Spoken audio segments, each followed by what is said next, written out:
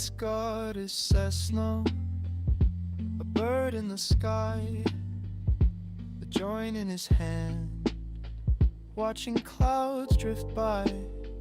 The horizon's a canvas, painted in haze. He's lost in the wind, in his green tinted days. Engines hum a mellow tune.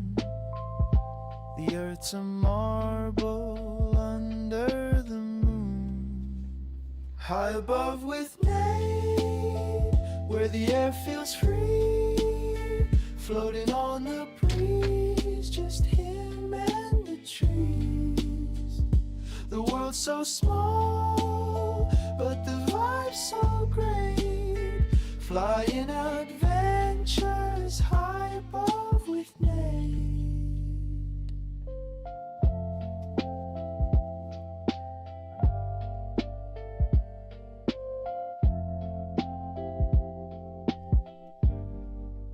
Mountains roll like carpets, rivers like veins. He laughs at the world, untouched by its chains. No rush, no worry, no map in his hand.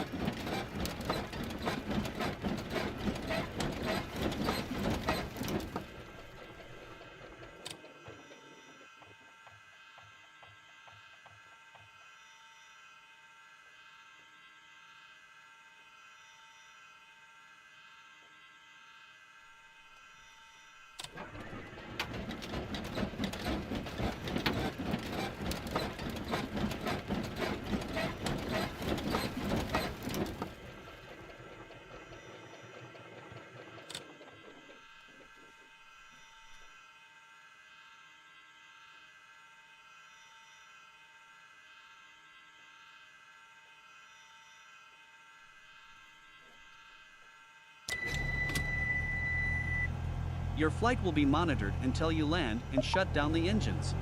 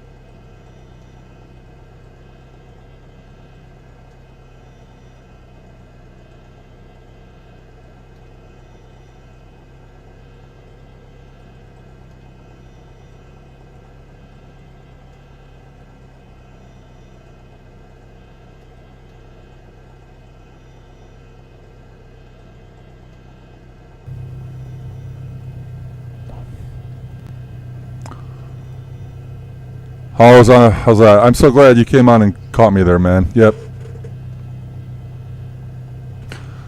Thank you for it, too. Yeah, I got a coma. Thanks, man. I just, Nate is on the case. Are we good? Can you guys let me know if this is working? Should be. Looks like it is.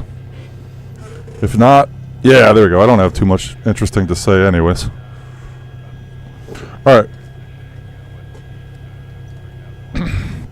So what I'm going to do is I'm going to get out of here. I'm at Yuba County Airport right now. I'm on Sky Vector, so let me just pull up this airport real fast. Oh, wait, you know what I can do? Just go nearest airport, Yuba County, frequencies. There we go, the Unicom, and then departure. So I'll call departure. I'll get guard on Com 2, and then ASOS. I'll try to get a reading on that 11847.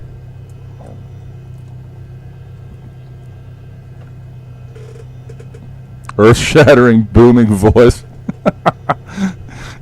It sure is. All right, here we go. I'm gonna make my radio calls now. We're gonna taxi to runway 23 here at Yuba County. I'll pull this up on the map so you guys get a little sense of what I'm doing here. But 23 is right over here, so taxi lights on. Yes, got a monitor guard, and I'm not even gonna meow, dude. So yeah, drop back in. I'll be on for a couple hours. This is a pretty long flight. I'll probably be on here till about midnight Eastern. So yeah, feel free to drop back in. All right, Yuba County traffic. Skyhawk 314 Romeo Alpha is at the East Ramp, taxiing to 23 Yuba County. All right, let's go. All right, I am back in the airfoil lab, Cessna, and I am happy about it. So this is what I got my cockpit modeled after right there. I mean, it's pretty much an identical match. And this plane is just awesome. It's got 175 additional failure scenarios on top of all the X-plane failures. And it models everything. I mean, it truly is a study level Cessna 172. It's a fantastic aircraft, so I'm happy I'm back in this today. All right, so what we got to watch out for now is Beale Air Force Base. So we got to stay we have to stay under 1,500 feet, 1,600 technically, until we are 10 miles from Beale.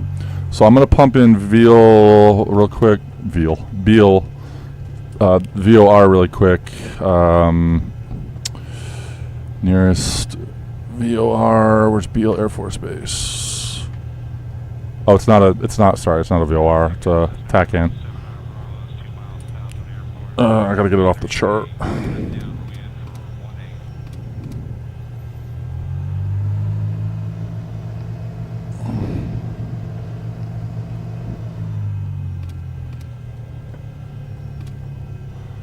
We'll be on PilotEdge again soon. If you get a chance to try the passenger mode in the Challenger, it's a life changer.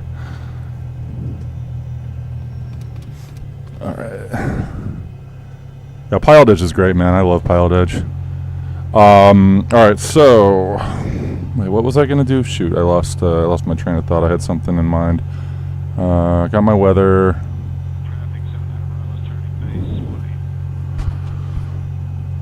All right. So landing light on, strobe light on. Battery's looking good. Let's do the mag test. 1,800 RPMs. Right. Drops. Left. Drops. Not too much. Perfect. Bring it down. Alright, so we're going to depart here. Oh yeah, I know what I was going to do. I'm sorry. I got to get Beale's TACAN. 108.6. Put it here on COM2 standby. Flip it over real quick. Alright, so we are 6 miles from it. We just got to stay more than 5 and under 1,500 feet, and we're good. Alright, let's depart. Yuba County traffic. Yeah, of course, thanks for support of the network. It's by far the best thing going for ATC. Sorry, I shouldn't be making that call though. This Yuba County traffic. Skyhawk 314 Romeo Alpha departing runway 23 west southwest departure. Initial climb 1,500 feet. Yuba County. All right, and then as soon as I get away from Beale, I'll call NorCal departure and pick up IFR. See the shades on or off on. Okay, set for takeoff, lights, camera, action, let's go.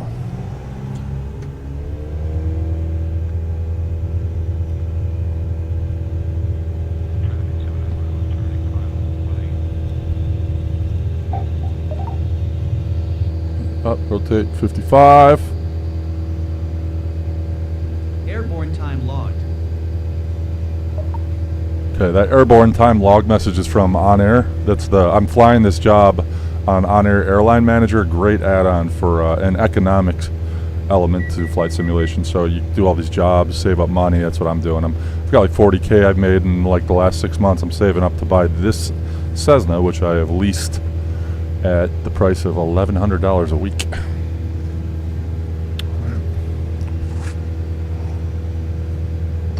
All right, passing 500.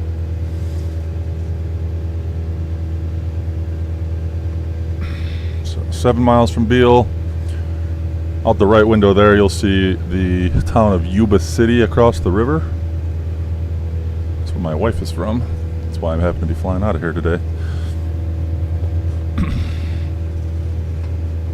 And in the back, behind the town, way off in the distance, that mountain range, it's called the Buttes, the Cedar Buttes. It is officially the smallest mountain range on the planet.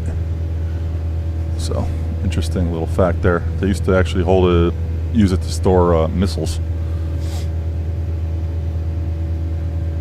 With Beale Air Force Base right here. All right, passing 1,000.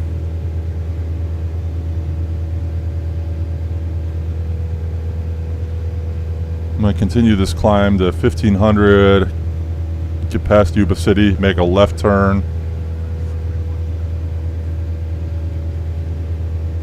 Just get on the TCAS real quick here.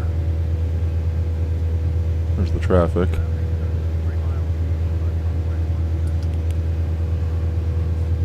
Alright, we're at 1,400. This will be a good place to level off. Throttle back. Watch out for that hot air balloon. 8.4 miles. From Beale, 85.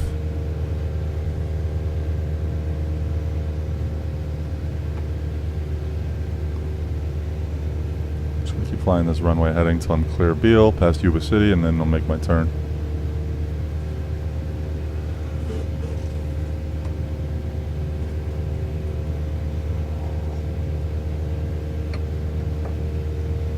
Oh man.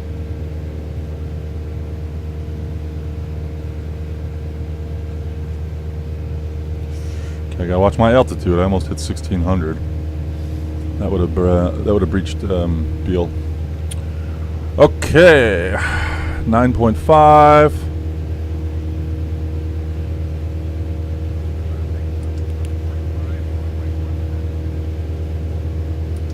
Heading one. So we're gonna make a left turn 165. Here in a second. We'll start climbing. There we go, 10 miles from Beale, make our turn. Now, Yuba County traffic, Sky 314 Romeo Alpha is clear of the field, 4 miles to the southwest, passing 1,700, final call, Yuba County traffic. Alright, so now I'm going to switch over to the departure. This will be on PilotEdge. I'll pick up IFR. NorCal departure, Skyhawk 314 Romeo Alpha, currently 5 miles east of Marysville VOR at 2,000, picking up IFR to San Luis Obispo.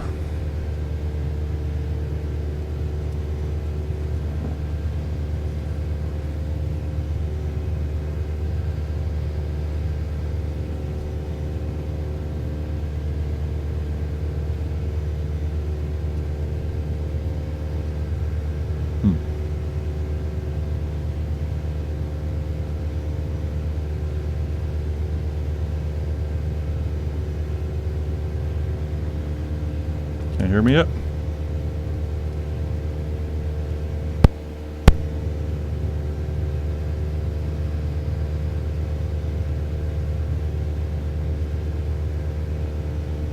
I did connect to PilotEdge, right?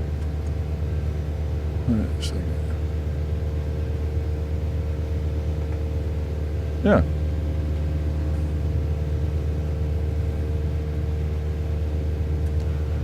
NorCal departure, Skyhawk 314 Romeo Alpha, 7 miles southwest Yuba City.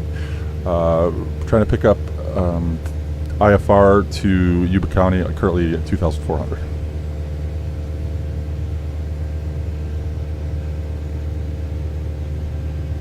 I'm not getting any audio.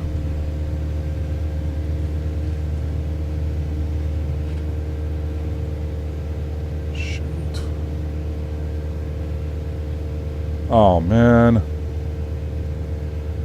Shoot, I was connected to the wrong. Jeez, my bad. That was really stupid. I had the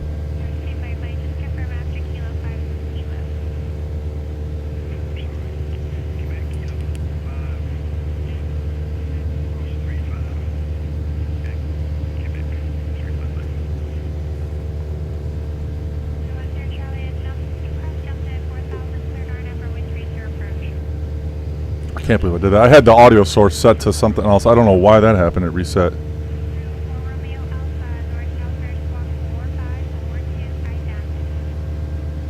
4542 ident. Apologies, I was having audio issues there. 314 Romeo Alpha.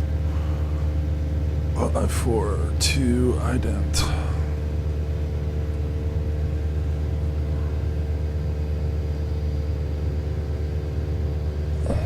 She was annoyed.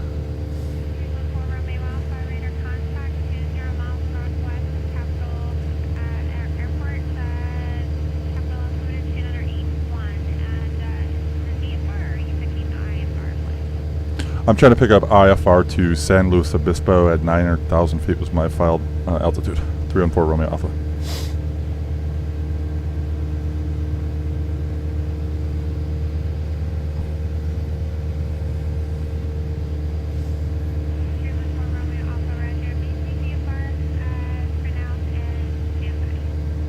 Roger. Maintain VFR and stand by. Keep climbing.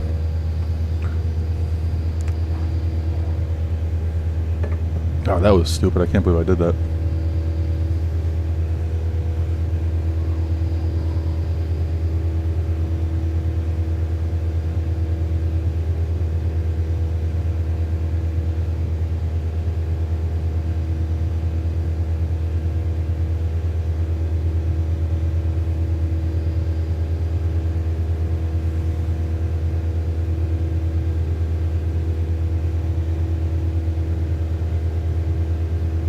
She's probably going to give me a totally different route that I filed.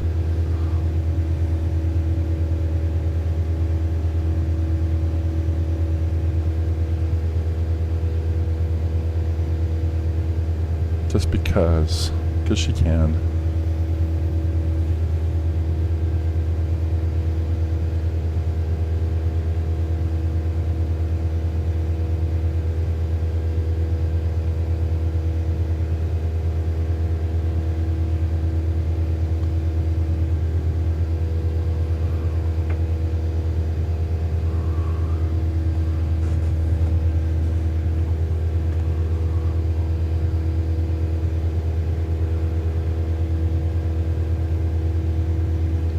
Passing 4,000.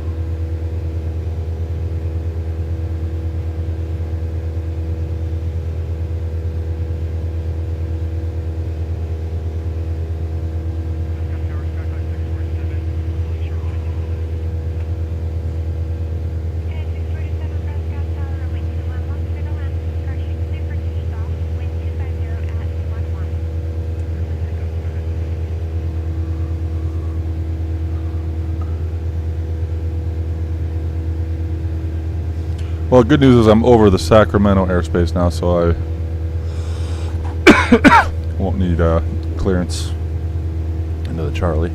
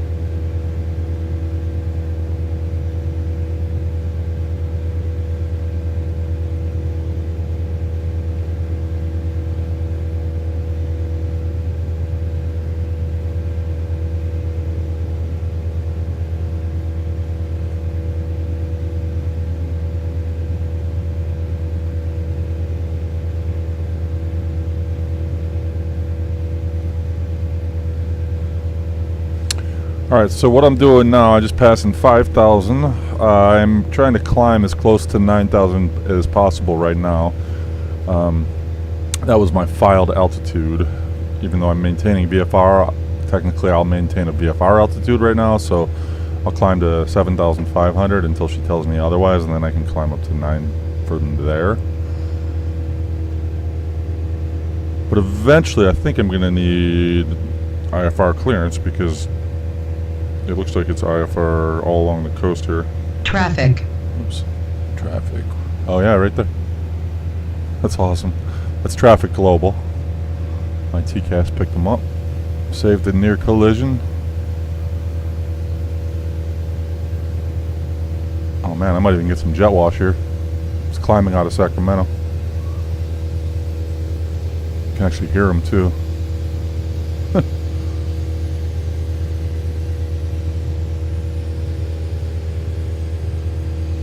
Alright, passing 5,500.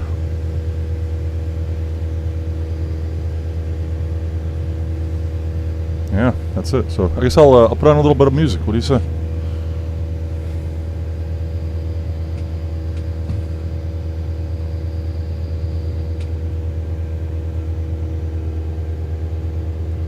Oh, come on, man.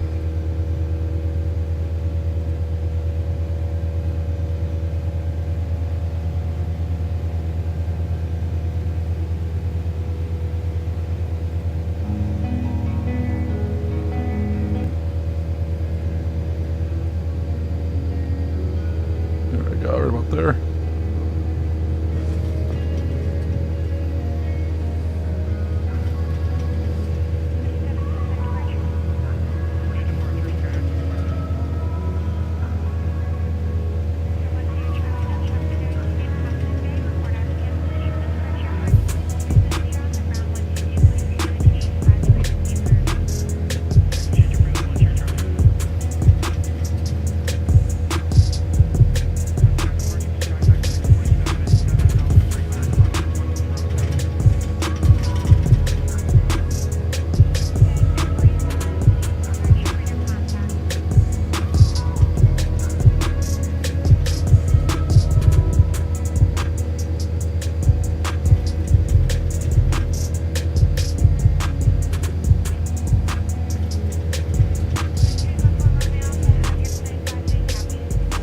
Ready to copy, 314 Romeo Alpha.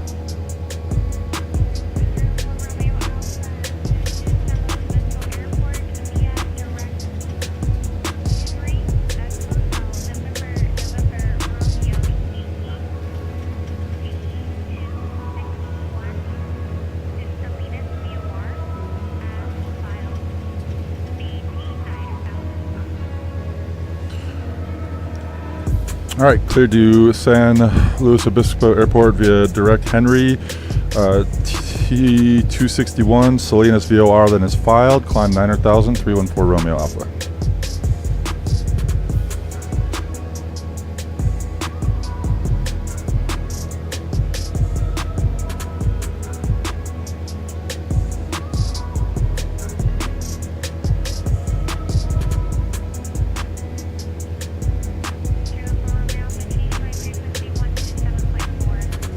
One 127.4, 314 Romeo Alpha. Direct Henry.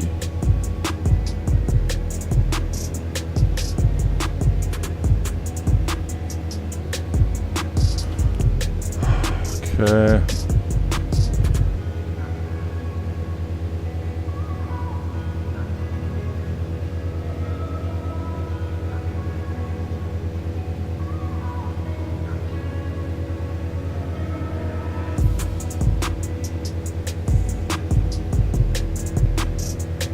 Oh, how did I file this? Wait, the Salinas.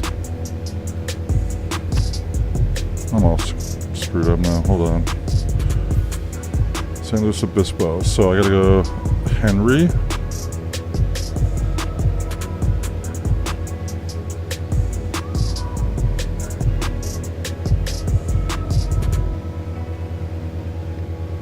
T261.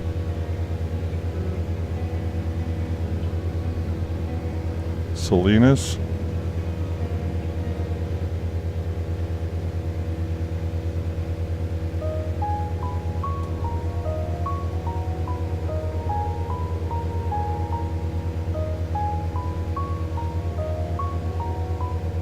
hell's Salinas? Oh, right there. No. I'm trying to do this without autopilot, so it's making it a little more challenging, but I can't find Salinas.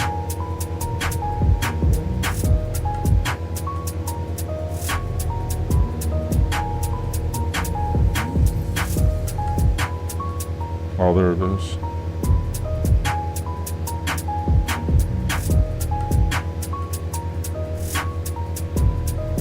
Okay.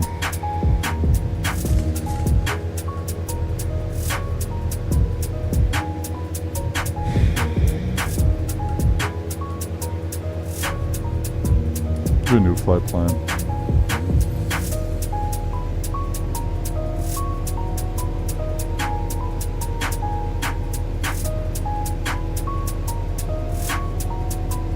I don't remember how I filed.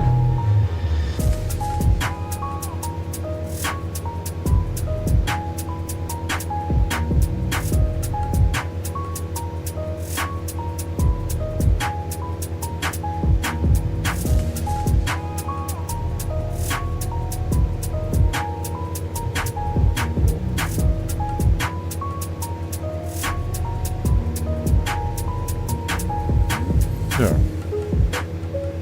Okay, I got it. So, what I need to do is I need to like delete this flight plan. How's my heading? I'm off course here too. So, how would I do that? Menu, delete.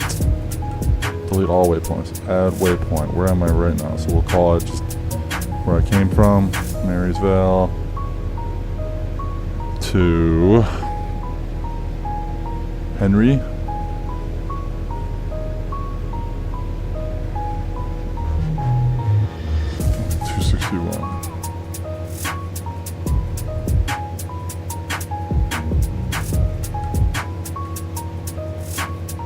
So give me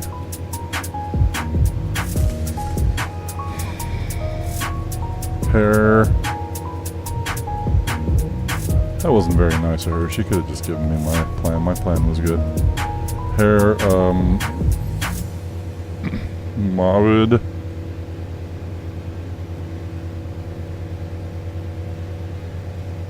Windy.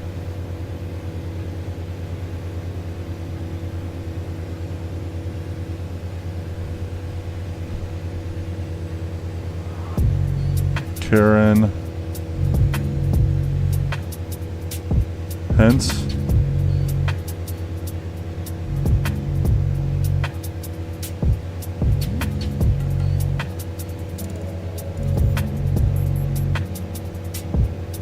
That's a hence. K. San Luis. Obispo. There we go. Alright, now my flight plan is good.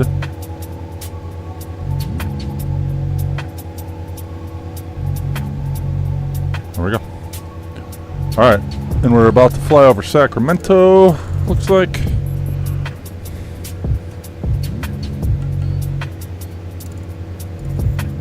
Oh, I'm getting some stutters.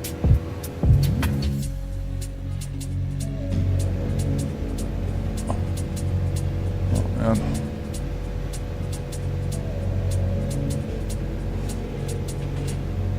Check one thing here.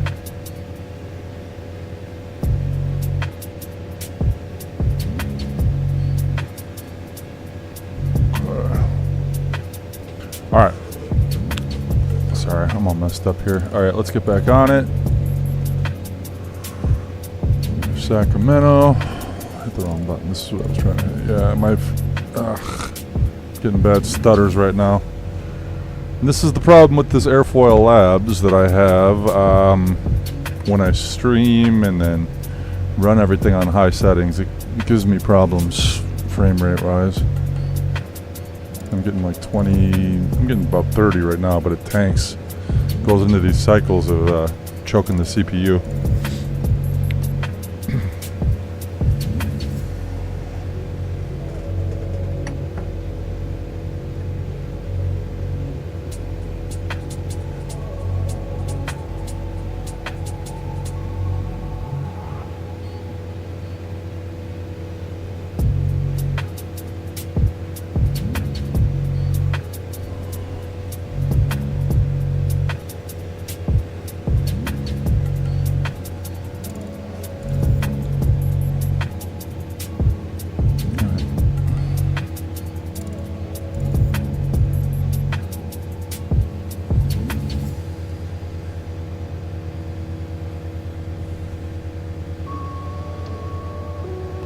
Getting up to cruise altitude here, 9,000 feet.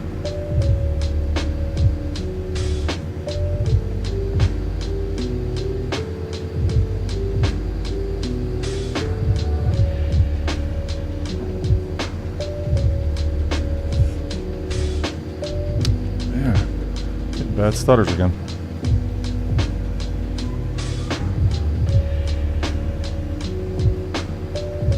Okay, trim it down here. Oh, I got the electric trim. I forgot in the yoke in this one, so I can set, throttle back, and lean the mixture for peak.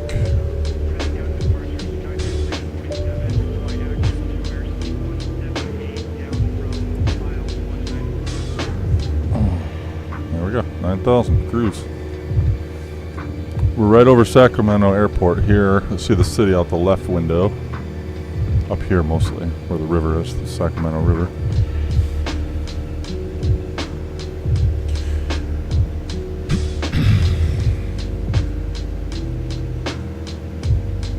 God, hand flying this aircraft is so nice though.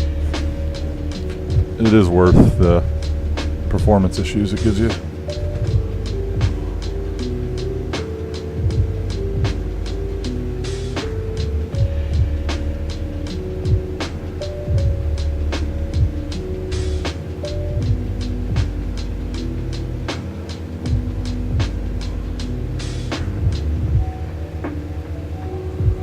I hate that when I started this stream, mic wasn't working for probably the first 10 minutes of the video. Somebody let me know. I hate that every time I have a Windows update, something gets screwed up.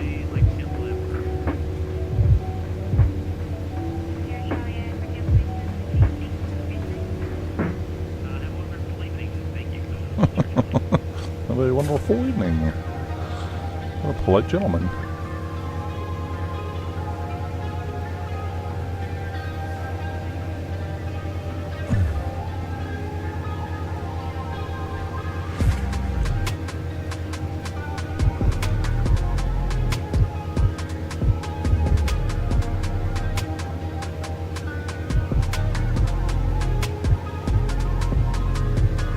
Trim down a little.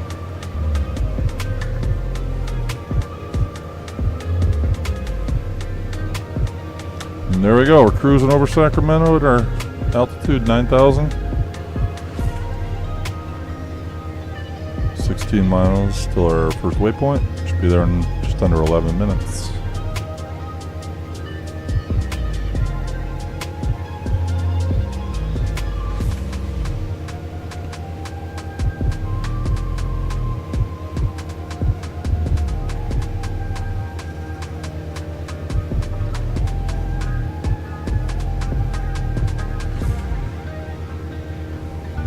Should be about a couple hours yet. Hey, Sess, what's up, man? How you doing? So good to see you, dude. Or hear from you. Your vids are getting so good, man. I'm trying to catch them when I can.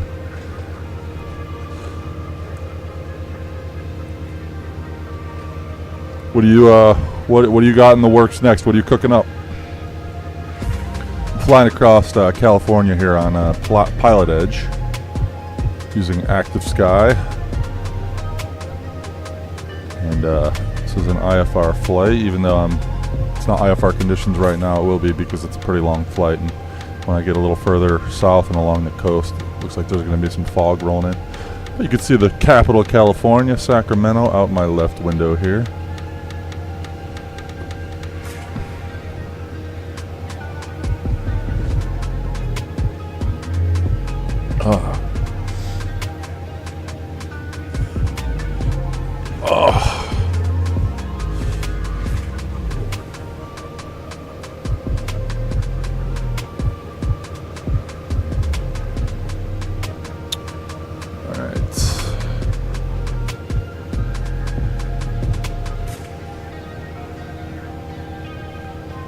You liking the music, dude? Good. Yeah, it's my own little personal playlist I made up.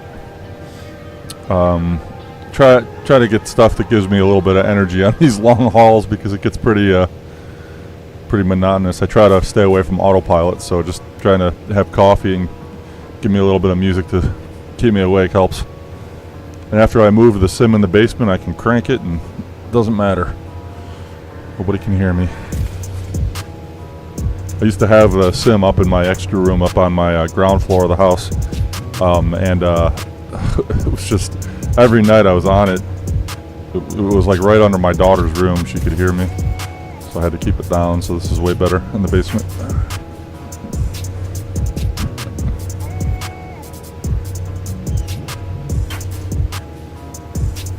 Yeah, when I started the flight, my mic wasn't even working. I don't know if you know 4-2. If you don't, by the way, you should follow him. He's in my comment section here. He's a kid, high schooler, and he's creating a really cool sim. If you haven't seen his yet, that Robbie cardboard sim. He's in his flying group. I don't know if you've seen his yet or not, but it's pretty cool.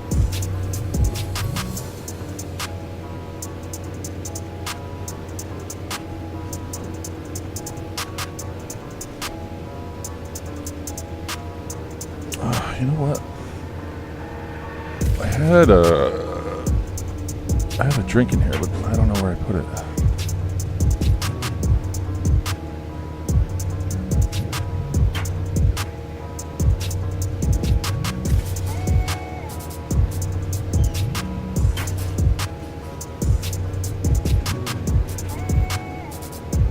Yeah, I gotta go get it. I need a drink.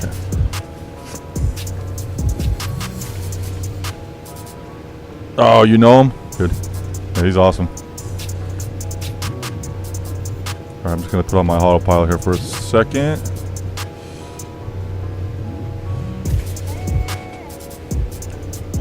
NorCal departures, Skyhawk 314 Romeo Alpha. Just letting you know, I have to step away from the mic for about 60 seconds.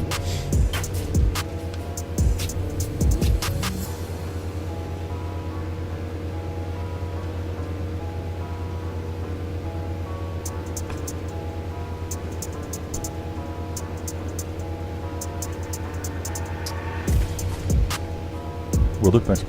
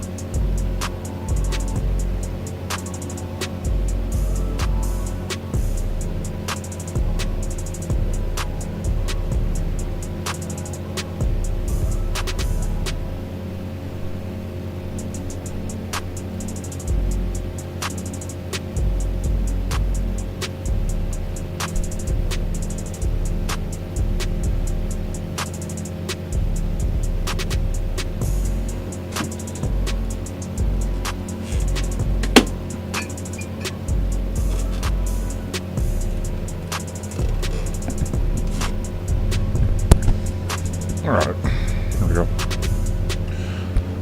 Kind of a long flight, so do a little of the old Traffic. Single malt there. Alright. NorCal departure, Skyhawk 314 Romeo Alpha is back on the radio.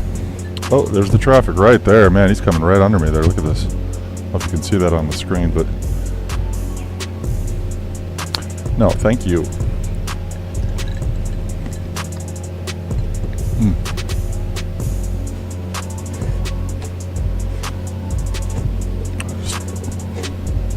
Sure.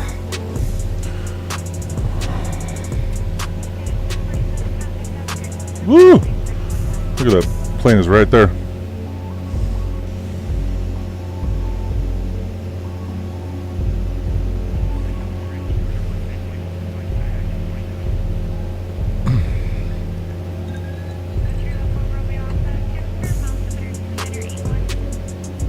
Two 9081314 Romeo Alpha.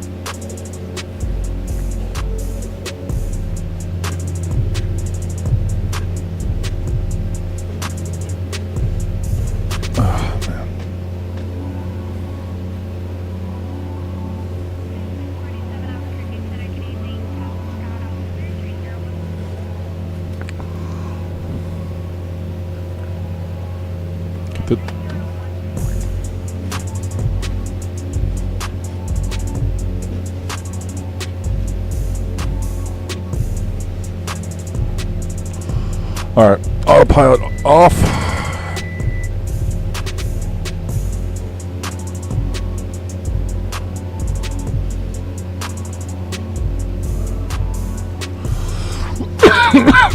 Shades off now.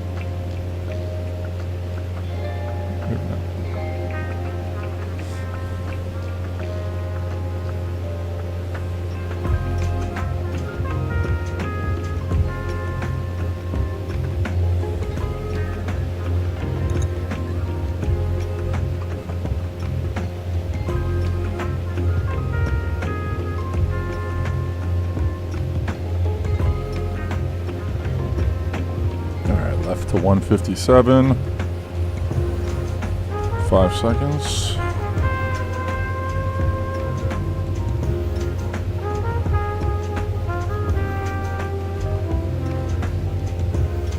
That's Henry. We're joining T261 all the way to the Salinas VOR. And then from there, direct to San Luis Obispo.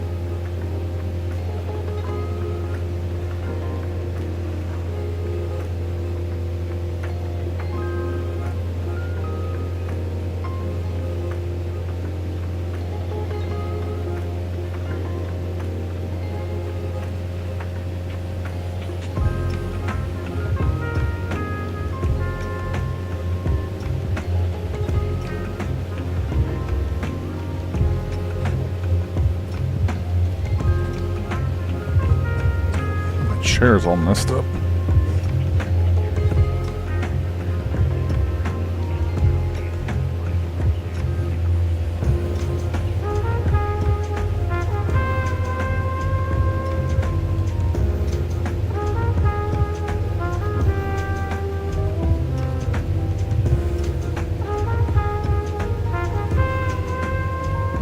Yeah. Sorry, I don't have much to say here. Just kind of cruising, but yeah. See, we've got a few people watching. Thanks for watching. This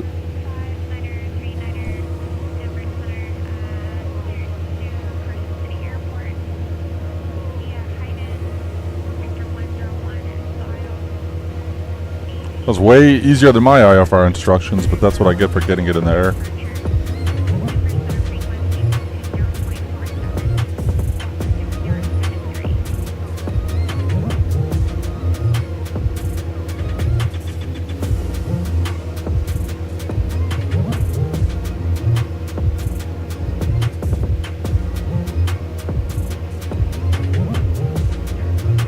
Oh, got an active sky download.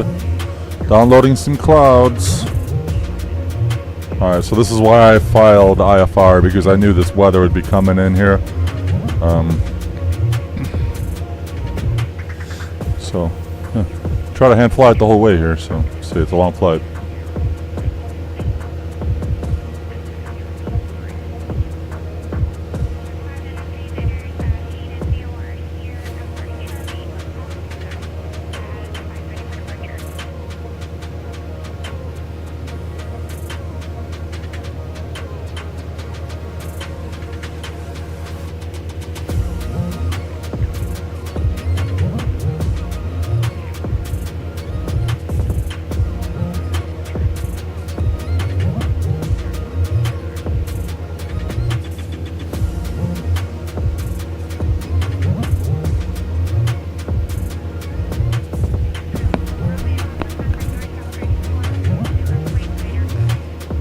120-905, 314 Romeo Alpha.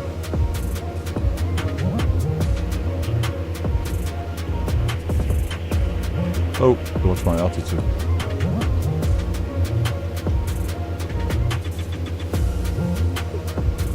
NorCal Center, approach Skyhawk 314 Romeo Alpha, checking in 900,000.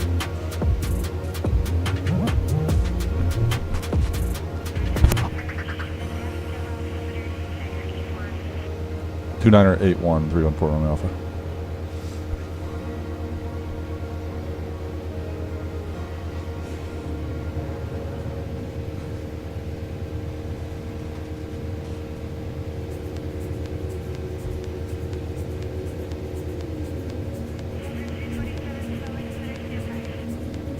Getting stutters again, I can feel it. 26 frames per second, not great, but I am running the Airfoil Lab Cessna. This thing is a beast on performance, but it's worth it.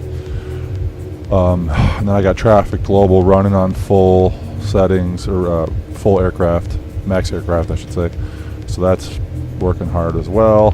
XP Realistic takes its toll. PilotEdge streaming, XP map enhancement, loading on all the highest settings. SimHaven Pro is running on, so I got a lot going that's, and you know, not to mention the triple monitors and all the other peripherals that are, and plugins that are going into it here. Active Sky I'm running on active mode. So there's a lot that goes into it. So I guess if I'm getting 25 to 30, I'm not going to complain on a triple monitor 4K. Because I don't have like a super high powered computer. I'm not running like a 5090 or anything like that. I think I got a, what do I have in there, 3070i? But the computer itself has just always been very steady for me. I got it from X-Force PC. Actually, I got it, subscribes to me, owns the company. His name is Michael Brown, X-Force PC.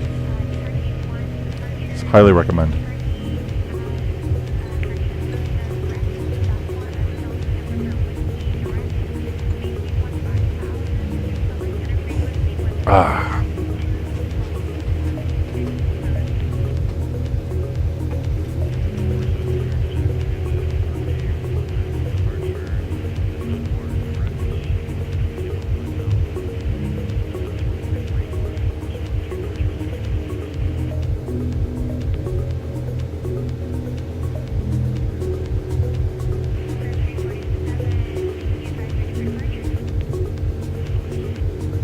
Electric trim here with the thumb. This is great. Trim it out right about there.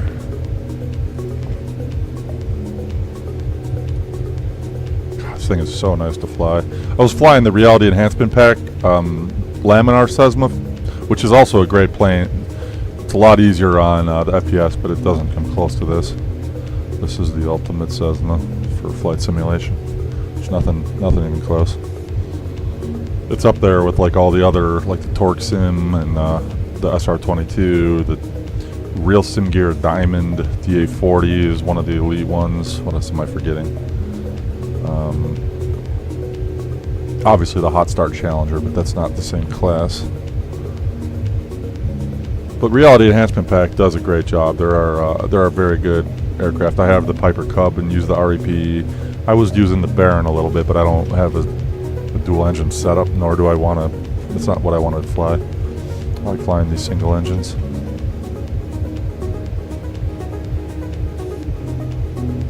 Focus less on systems and more on piloting. Hand flying.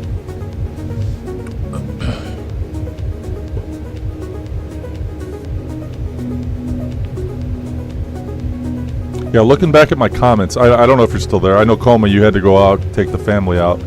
There's a very small chance you are. I have not tried the Challenger. Actually, I've watched it and looked at all the tutorials for it and everything. I know how awesome it is, allegedly, so. But this is not like a business jet setup. If I could, that's honestly what I would do. I mean, if I had the resources, I would have a business jet simulator instead of this, but this is this is my price range. there'd be way too much that has to go into a business jet setup, and I don't want to do all that. I like flying VFR.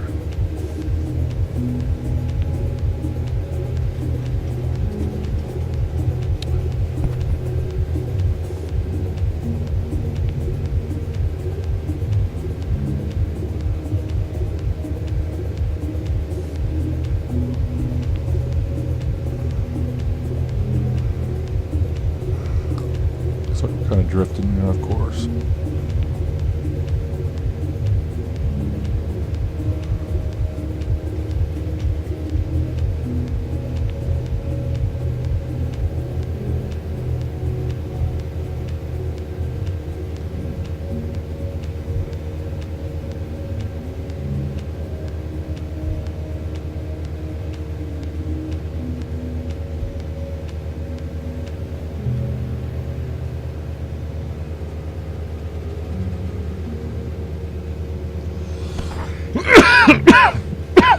Sorry, I need a cough button.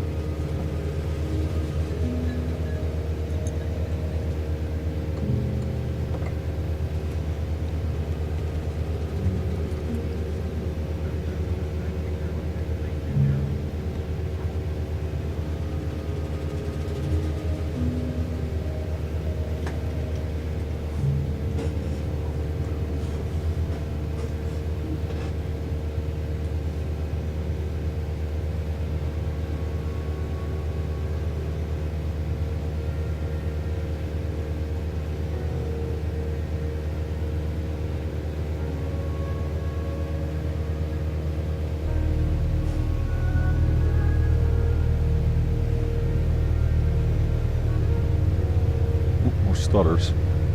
I got it smooth now, but I got some stutters before there.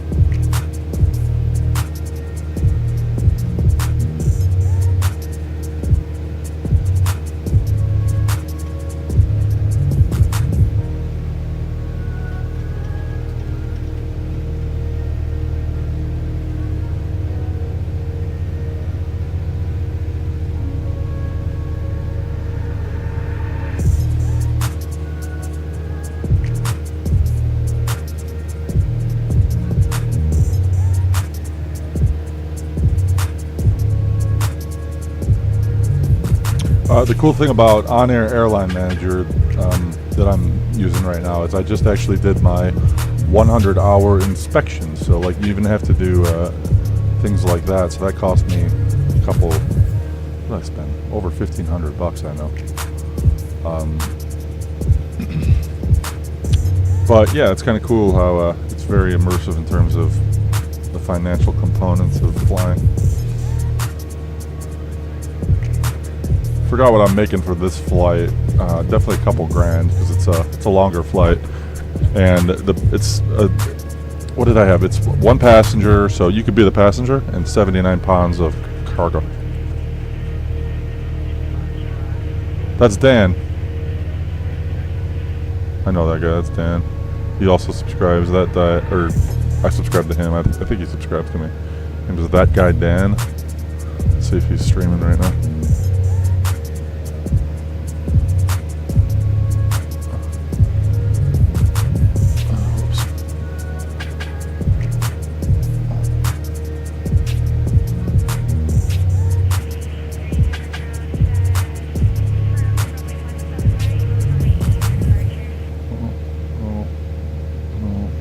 Jeez, there's a lot of people streaming right now.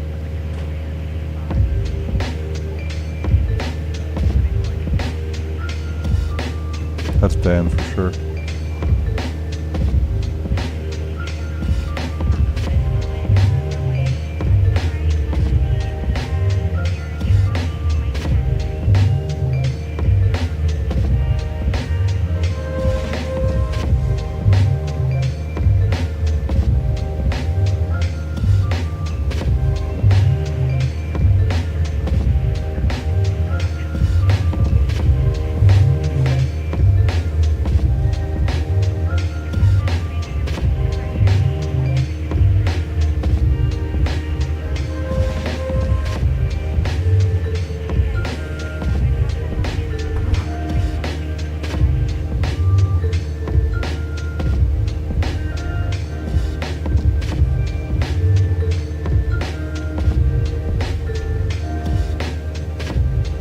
starting to lose it. There's a lot of people streaming right now, though. It's kind of cool.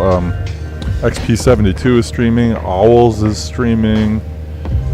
Simfanatic is streaming.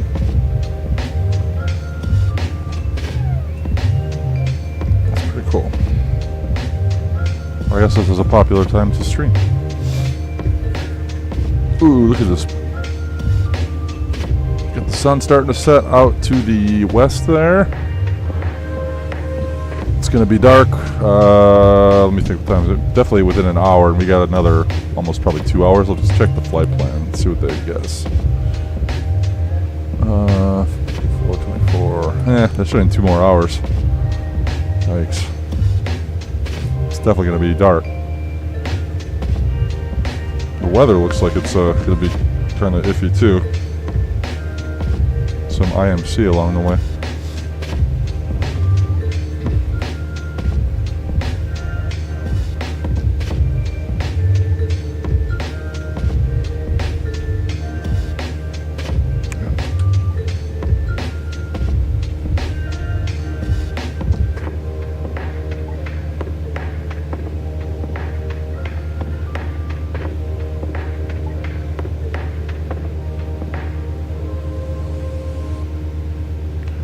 Yeah, and I don't know, a lot of the streaming I do on this thing, it's like I just kind of like putting the videos back on and falling asleep to them. This is kind of like ASMR for me, if ASMR is really a thing. It's just relaxing.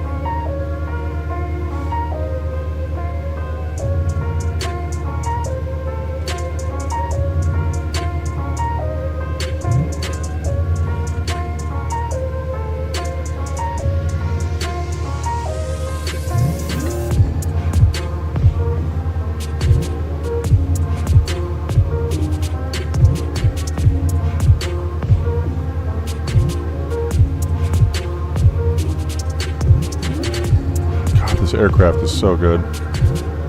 Airfoil Lab Cessna, man. Nothing else like it in flight sim. Nothing comes close. Second closest thing is the Reality Expansion Pack Cessna by Laminar, but this is just on another level. Like the feel, like the hand fly feels so just spot on. The flight dynamics.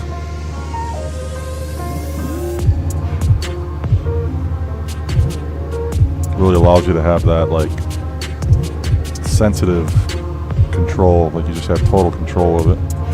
Doesn't get away from you. Very easy to cruise. I find that the Reality Expansion Pack one drifts way too much to the left. It pushes too hard to the left with the prop wash, and it's heavier to climb.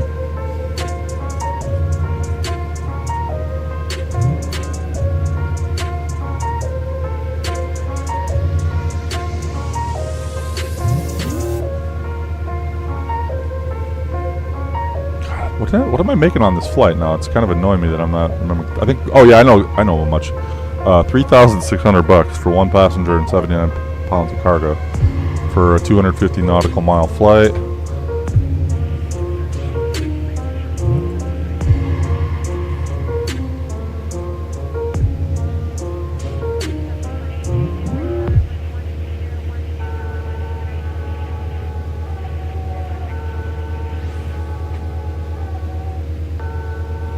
So that's definitely Dan.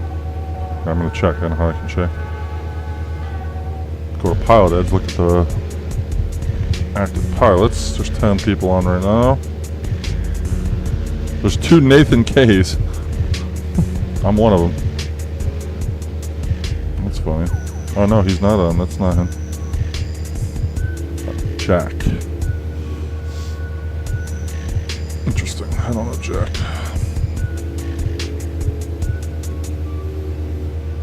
But Dan was telling me that his name is that guy Dan 96. He flies Southwest Virtual, and that's a really cool website. I actually got to get back on there and check it out. He was showing me on one of his streams. Very cool, like flight scheduler tool, and gives you very realistic routes, times, and you got to fly them on time.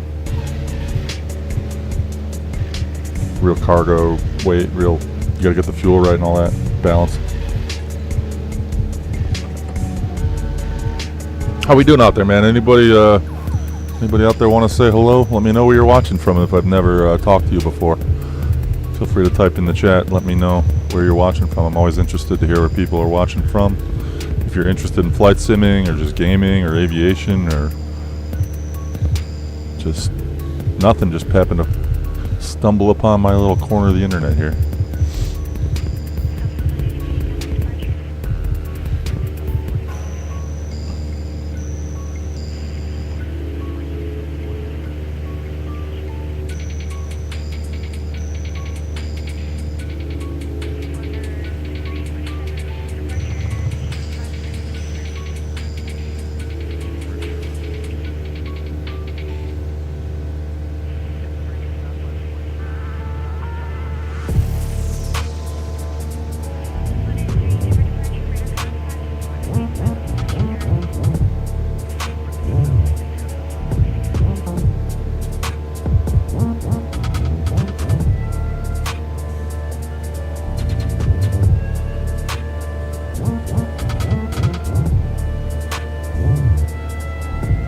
Golf course out the right window there.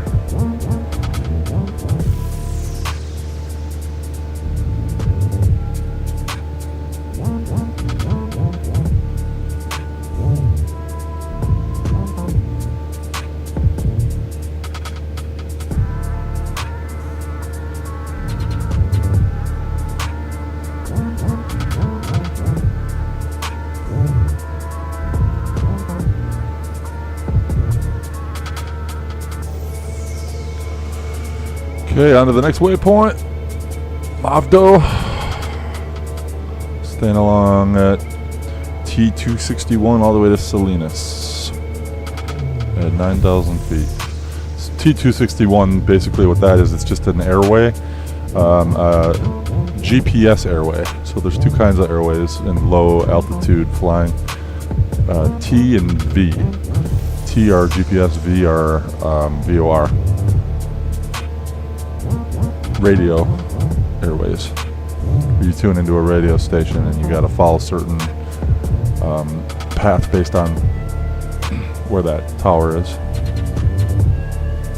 Oh man, I'm getting stutters. Man.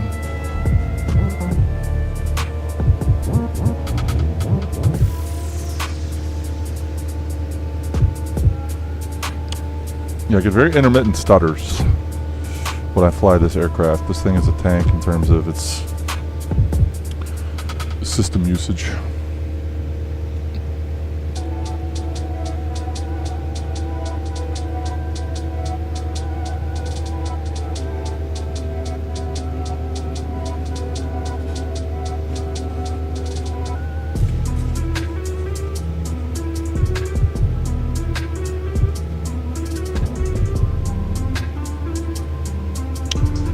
Where are we now? We are over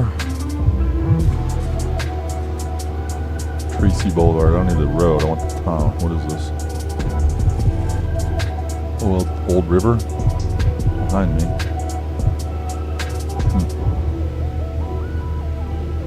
Stockton?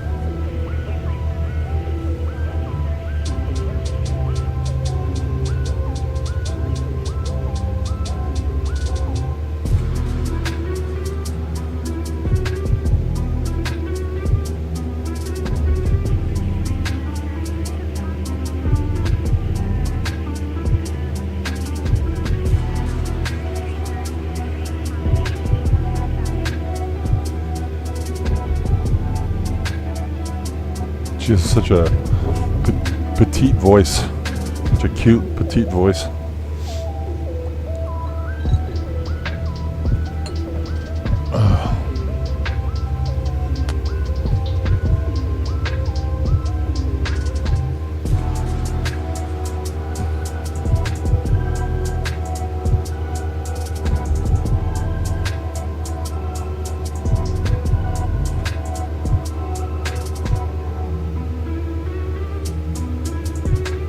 Yeah, this has to be Stockton, I guess. Is SCK Stockton?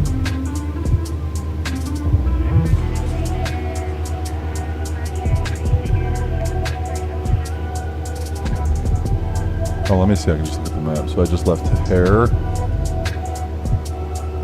Yeah. Byron, Tracy.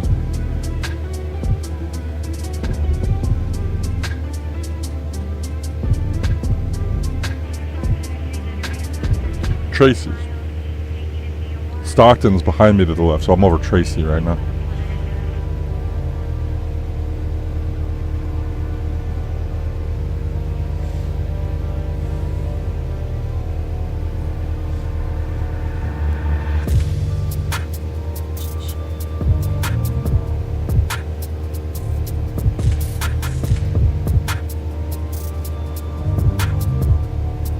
This is just the best plane to hand fly, I'm telling you.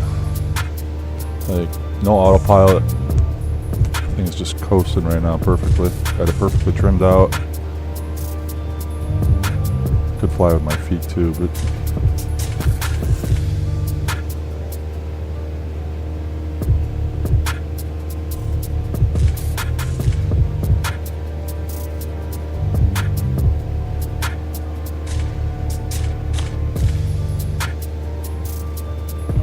Tracy to Windy, and then after we hit Windy, we're going to go direct to Salinas, and that's where the weather's going to get iffy, it looks like.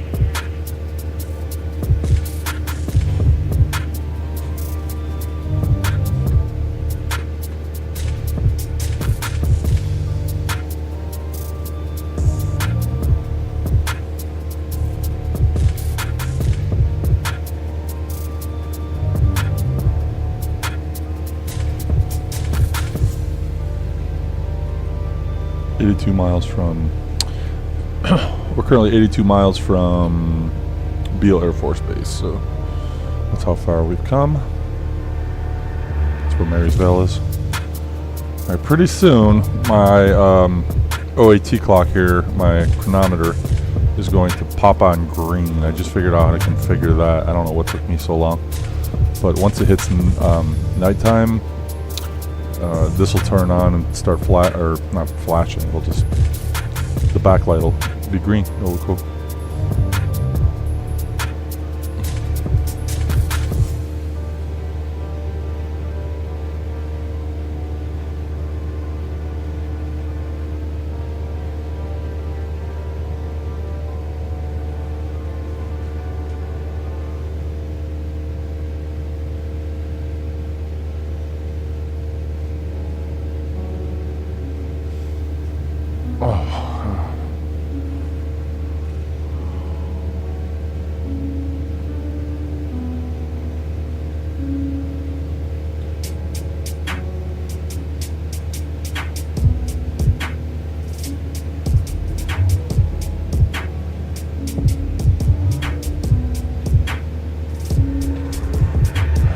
Four miles to moved. 3.8.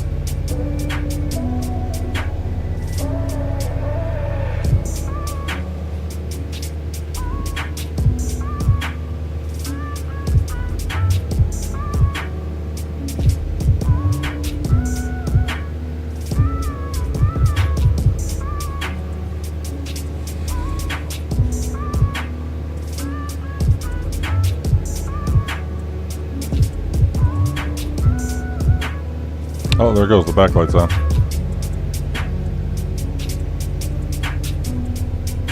I missed it pop up. I'm just looking at my chart.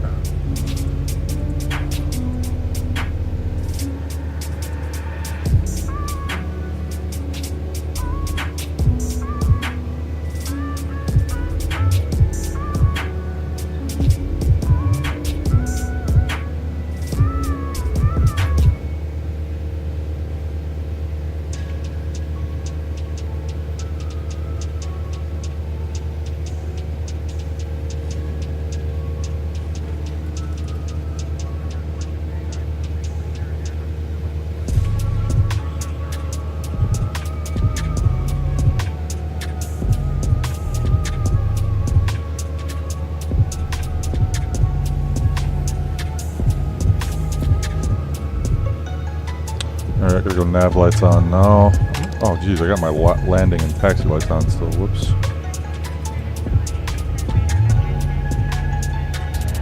That is my bad. I can't tell if she's like 22 or like 62.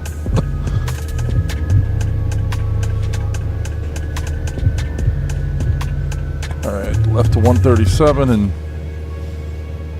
at Moved. Moved. Alright, left turn.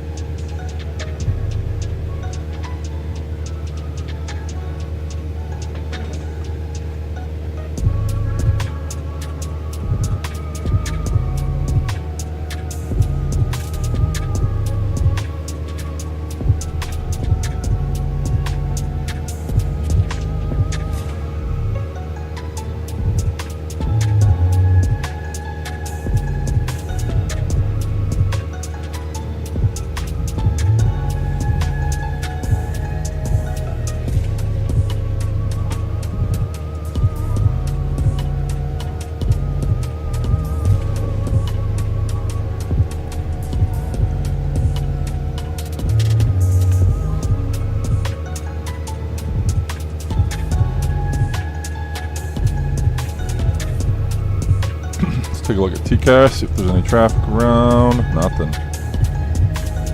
A couple. Somebody basically on the ground way out there, and then somebody's climbing out here.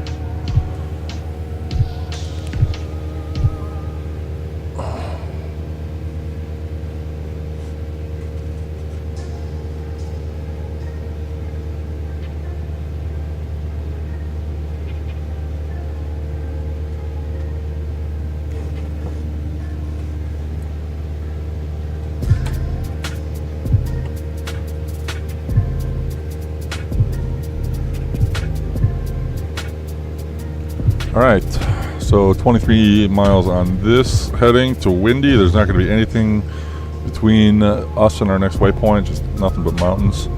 Then we're going to make a turn to the southwest, direct us to Linus VR. And that's when we are going to encounter some possible IMC conditions. We'll see how the weather is developed.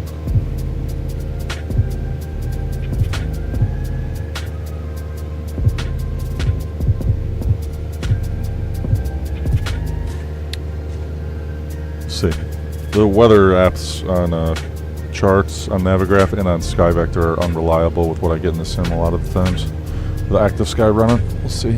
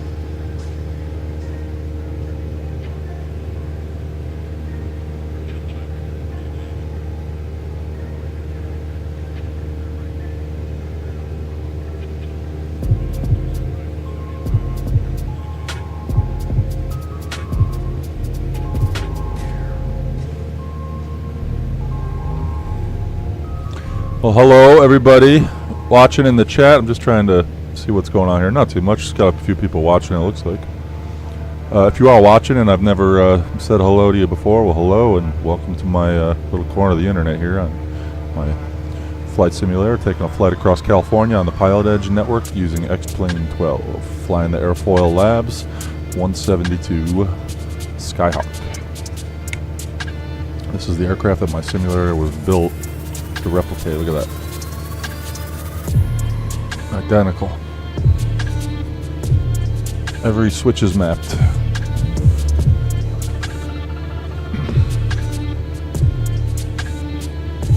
Even the ELT. Let's see if this works. Yep. My son loves pushing that.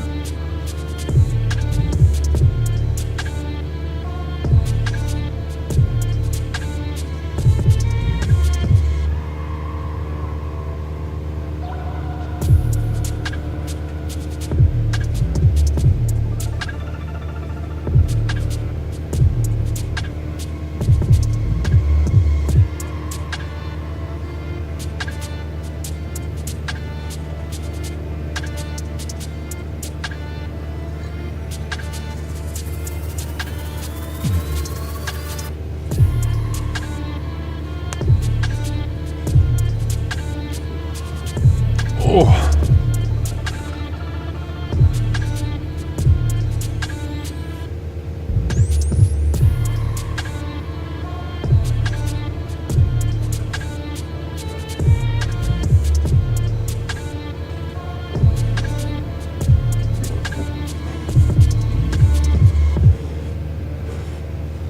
Oh. Long flight.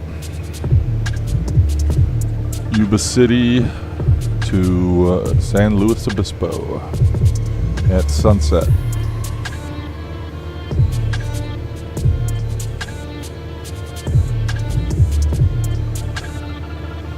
San Luis Obispo is a Class Delta airport, so I will have to talk to the tower to land.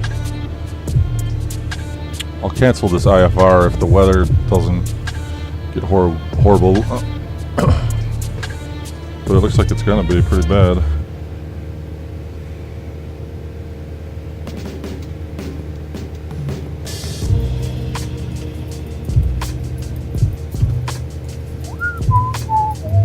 This is my own personal playlist. Hope you enjoy it. Sets the vibe just right. Keeps me enough energized, enough relaxed. It's a very deliberate sequence.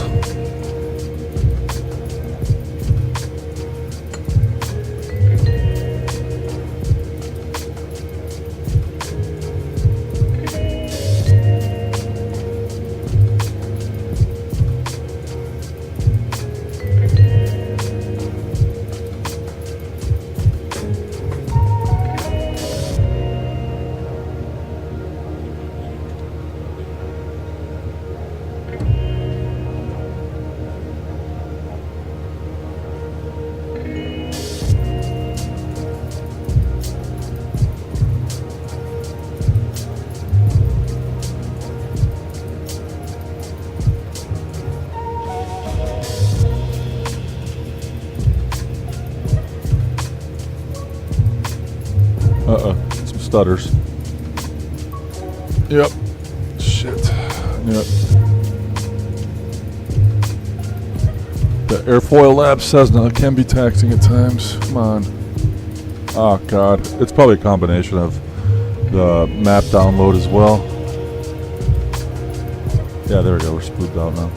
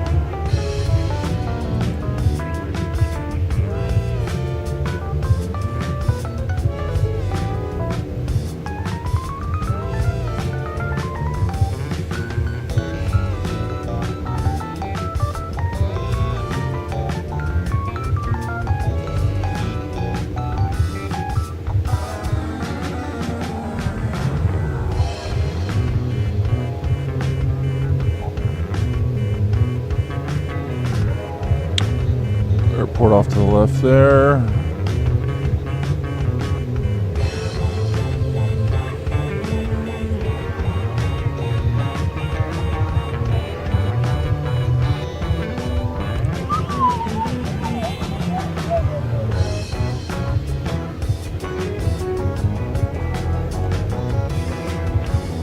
Airport is that?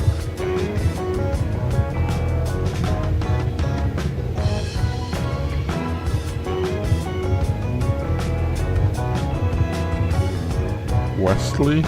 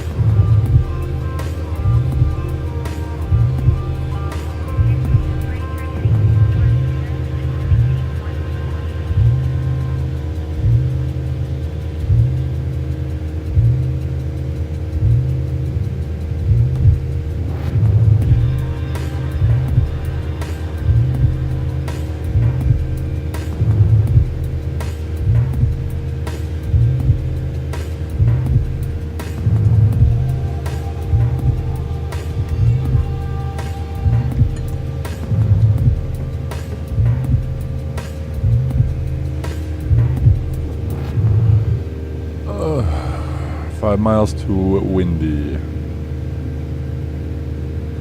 Town of Patterson out there to the left.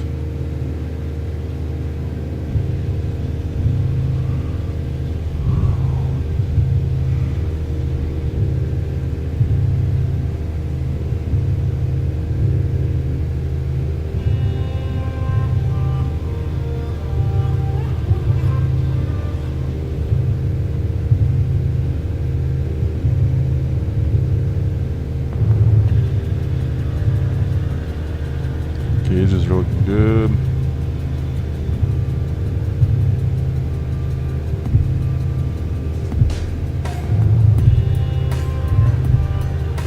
Plenty of safe places for an emergency landing if needed.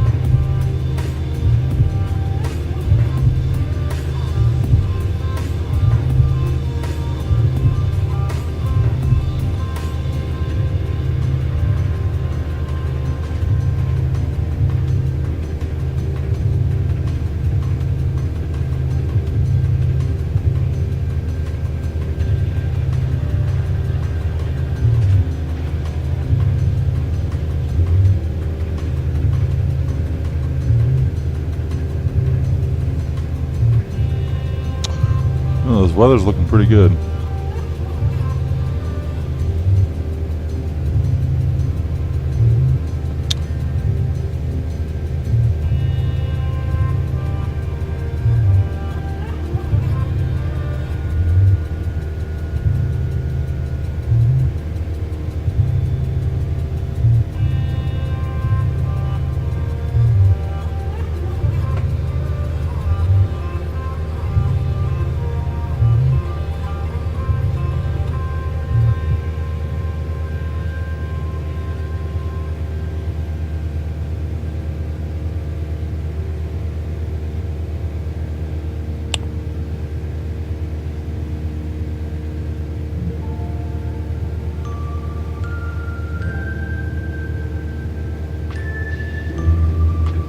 finish my flight plan here after Salinas.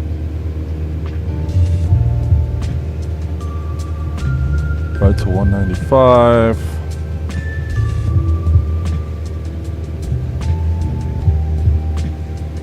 After Salinas, it's Big Sur.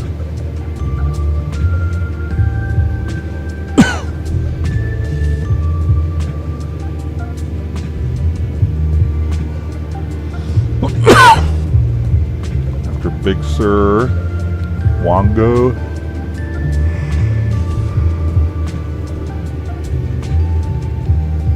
After Wango, Blanc. After Blanc, Callus.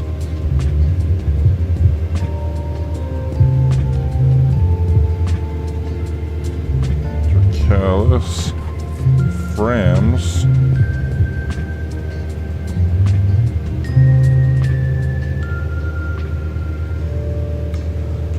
After Frams, San Luis de Morro Bay VOR, MQO. And then had to finish entering my flight plan from the directions she gave me before that were a little different than what I filed. Ooh, looks like we're gonna start getting dark soon here.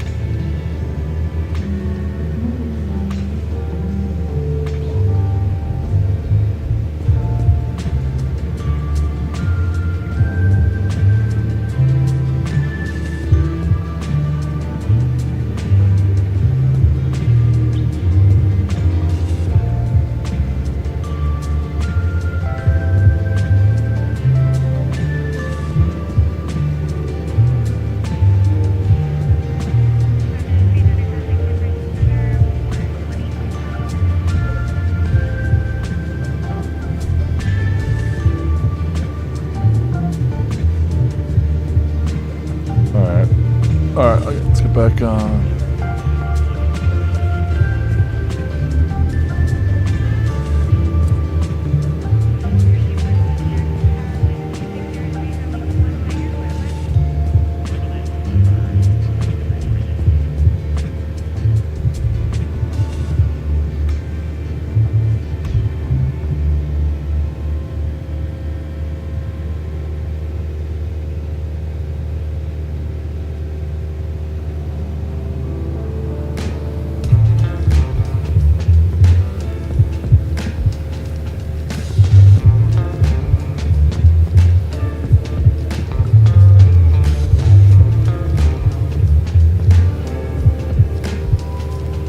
Should be getting dark. Too long.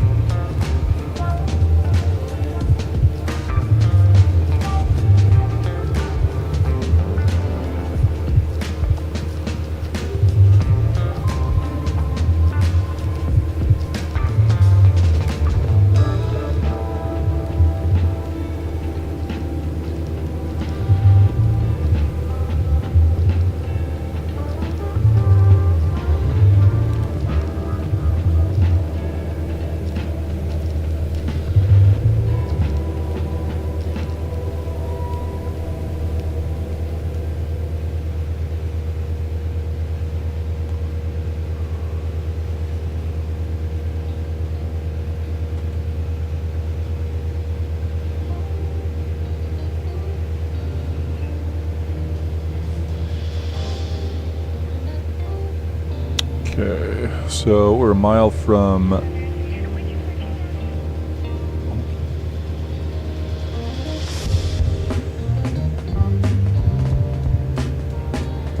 let's see what we got here for our flight plan arrival. Right now it's about 0300 Zulu. Oh my god, another hour and a half still. Ooh-wee. Long flight tonight.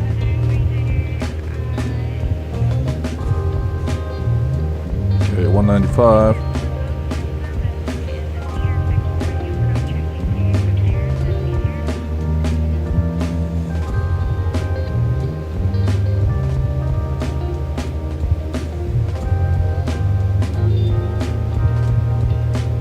Okay, direct to Salinas, VOR. Wait, Salinas 17.3, 2 here. Okay, that'll take us there. 4-2, welcome back, man. Welcome back. Are you still on summer break? Are you back to school?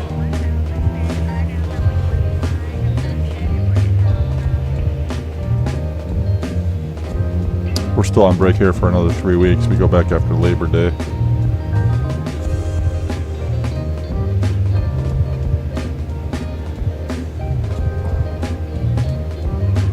So I'm currently, I just hit my waypoint, Karen. So now I'm flying direct to Salinas, California, which is not too far from Monterey. You can actually see the Monterey Bay way up there. It's supposed to be some IFR, IMC conditions up here, according to my weather. So we got about 13 miles to the Salinas VOR, and then we break south along the coast. We're going to fly the coast. Nice flight. Fly over the Pacific Ocean in at nighttime. You're going back in 2 weeks. Yeah, all right, cool. So you looking forward to it, or you probably? I'm assuming you probably like school.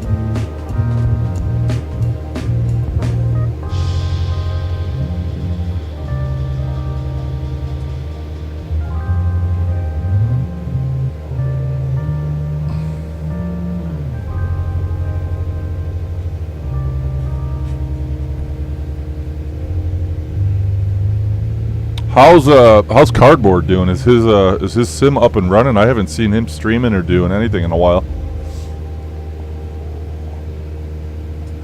I haven't caught him.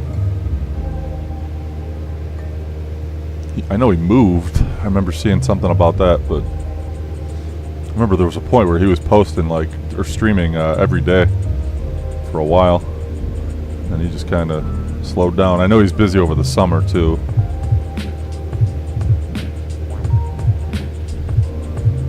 I'm kind of the opposite. Summer is when I slow down. Go to tech school. Oh, good. There you go. That's the whole thing, man. Just do what you want to do, and you'll enjoy it.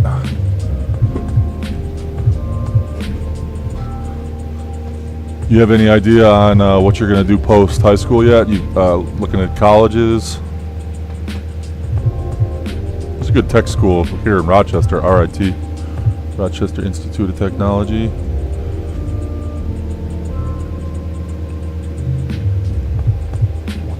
They have a really cool video game design program.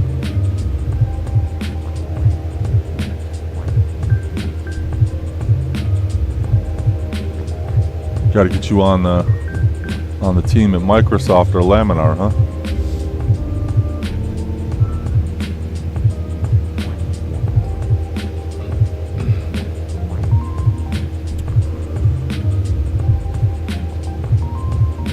All right, 27 miles to Salinas.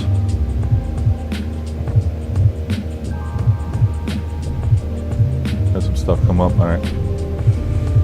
Does he run that group? He's kind of like the one that coordinates the flights for SSC flyers, right?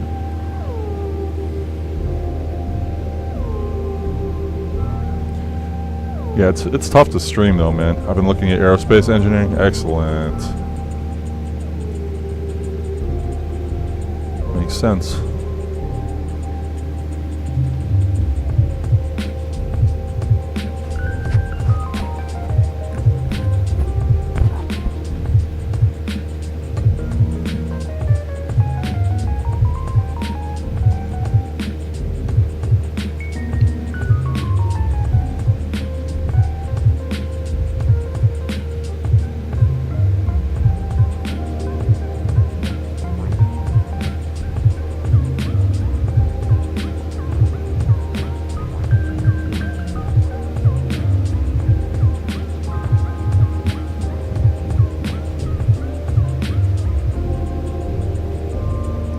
Alright, so Santa Cruz is on the northern end of that little bay right there, and then Monterey and Carmel by the sea and Pebble Beach are on that southern end.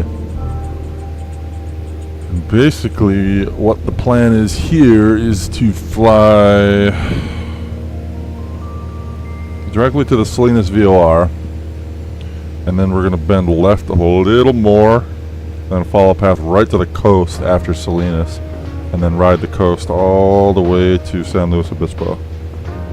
And it's too bad it's going to be dark actually, because they have beautiful views, and I can't change the time because I'm doing this on-air flight. So I'll pop it up in the right window real quick here. Let me show you here. So I'm running this. Oops, wrong side. There we go. So this is all being tracked and everything. And I got to get all my scores done, but it's actually done. It's a live flight, so they track the date and the time, so I can't alter the time in my sim to make it.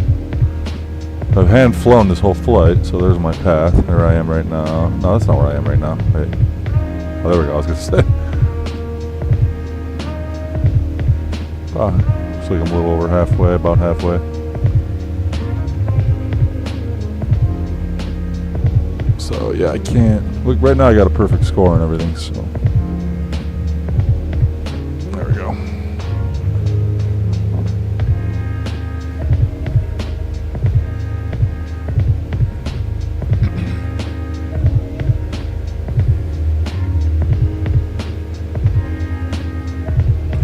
Try to pick up the speed a little bit though.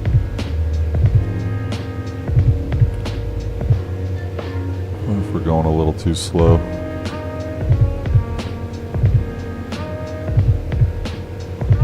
Alright, that is a good speed. Check here.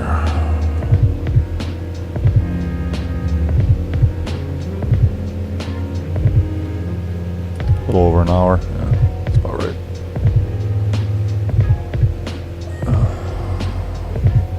Oh my god, this has been a long flight. Actually, I'm gonna go with some coffee here, finish my coffee. Now it's 11 p.m.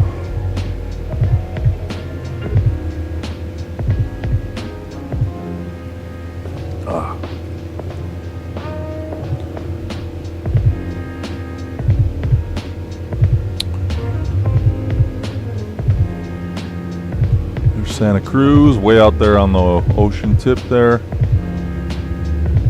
What is this town? Gilroy? This is Gilroy off to the right.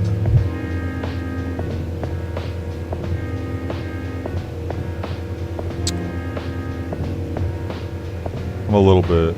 Is that a... Yeah, this is a 1-to-1 scale panel, man. It's 39.5 inches wide. Good question. The cockpit itself is not to scale. I went with 58-inch monitors because I'm actually not small. I'm like 6'7", and I'm pretty big too. So I didn't want an actual 39.5-inch cockpit. I needed a little more headroom and a little space because, you know, sitting in here for hours on end. I had like a slip disc last year, and I need space. Sometimes my son will come in. He's only 4, but he'll come in and hop in the seat next to me, and so.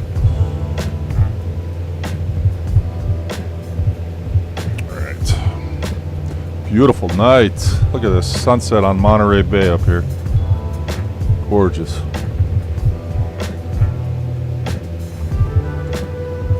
Well, hello everybody watching.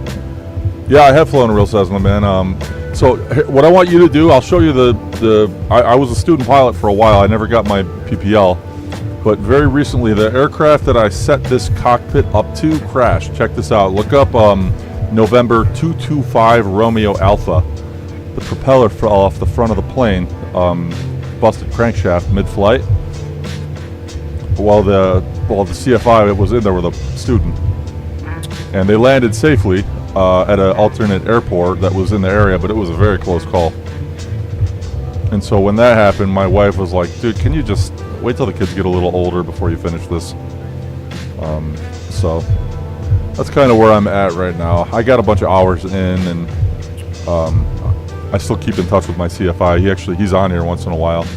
If he pops in, his name is Passenger Escobar. He's a 757 pilot for Amazon. Flies Amazon cargo.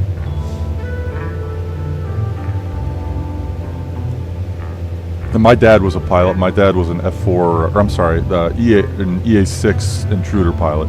He also did fly the F4, but not regularly. The intruder was his main pilot, but he flew for the Marine Corps in Vietnam.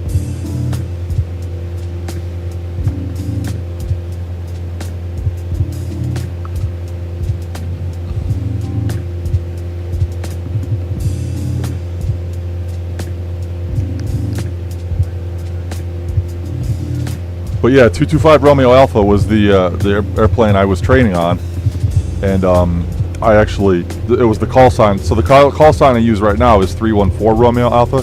That is the Rochester Air Center's other Cessna that I trained on, but that one was more. This was actually a better setup for that because the 225 Romeo Alpha had these like digital displays here, and it had the 650 as well. But yeah, she's gone now. Oh, you got your first lesson? Nice. You're gonna record it? You definitely gotta post that, man. That'll blow your channel up. That'll blow it up. I gotta watch my navigation here. I'm getting off. Oh yeah, I'm way off course here.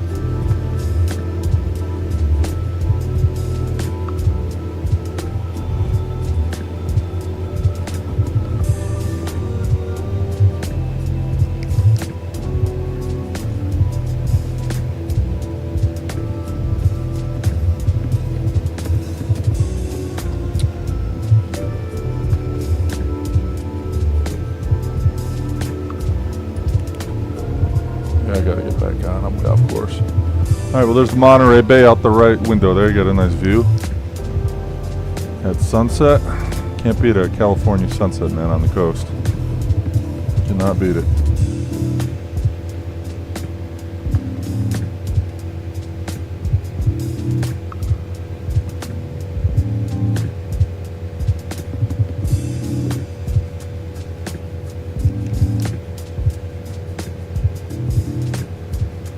Alright, 12 miles to Salinas, 12.6.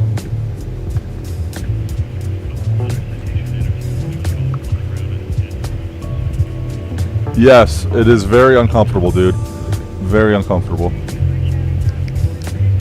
I mean, I fit, but when I'm in there with another guy, like it's you're jammed up. I actually sat in a 150 once, and I gotta watch my altitude here. I sat in a 150 once, and that was a horrible idea. I felt claustrophobic. But yeah, this rig gives me a little bit more space.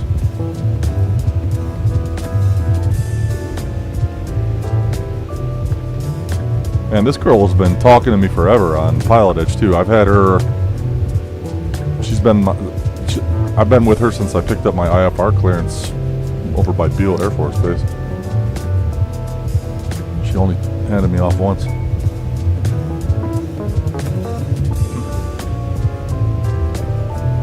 What's that river called? Pajaro River and the San Benito River I'm flying over. Okay.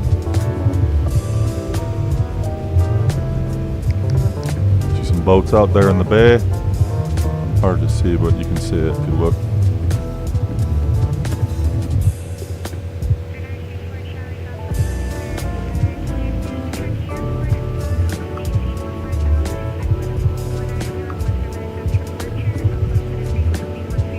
You're going to be in a 150? That's the way to do it.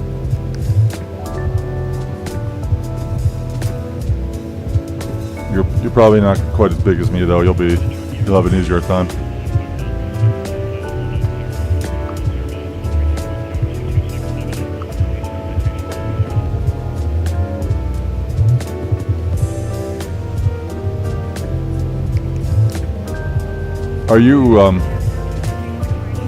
Are you going through a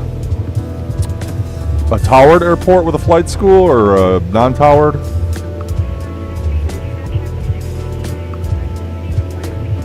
My flight school is at a Class Charlie, Rochester Air Center.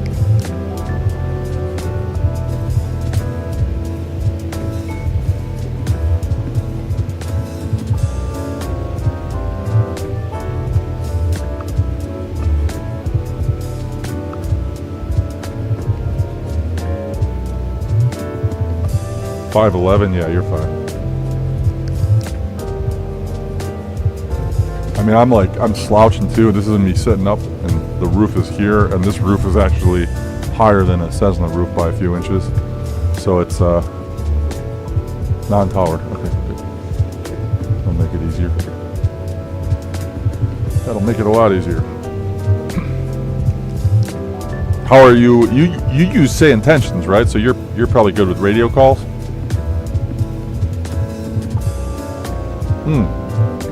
Oh, that's great. You can like transition through the Charlie maybe, and you can do touch and go there.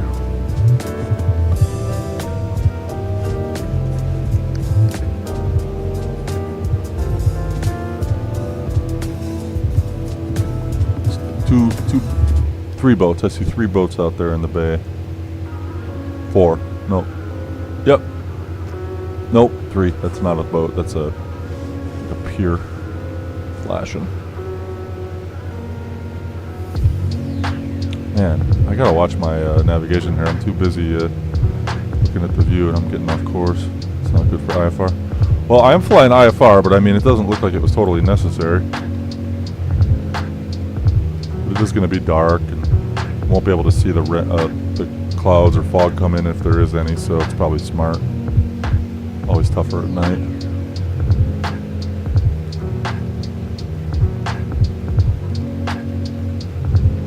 Well, thank you everybody for watching. Let me know, anybody who's tuned in here, if you're able to type something in the chat, let me know where you're watching from. I'm always curious to know where people are.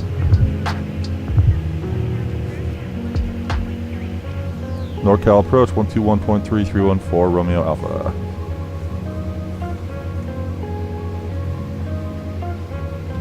NorCal approach Skyhawk 314 Romeo Alpha, checked in 900,000.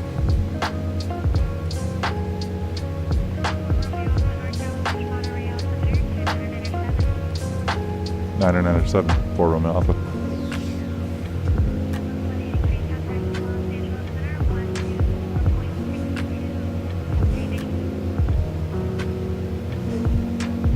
Oh yeah, I bet he was, man. You would talk about a head start. Oh, there's Monterey out the right window there. Sorry, I'm missing the view. That's Monterey. Pebble Beach Golf Course is right out there as well. One of the nicest looking golf courses on the planet. Carmel by the Sea right there in front of me, I believe.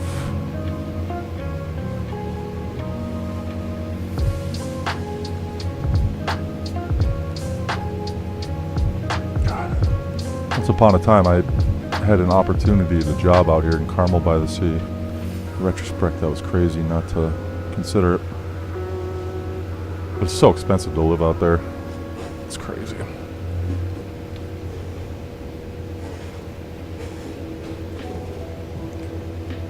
I'm able to do better where I live now with a much nicer place, property for my kids to play on, live in a nice neighborhood.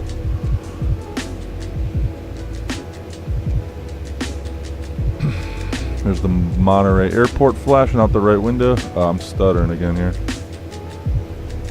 Sure, pretty good. Not too bad. You can see the Monterey Airport flashing out the right window.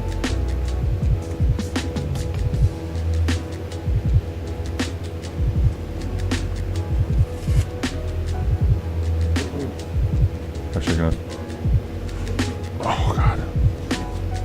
Might have to stand up and stretch my legs for 2 seconds here. Yeah, hold on.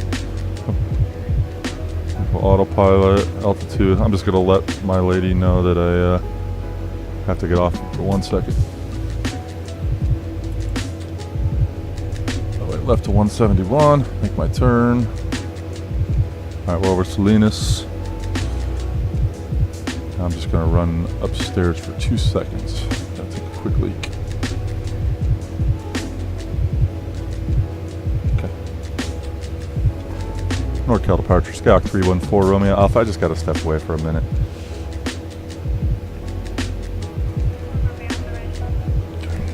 I'll be right back.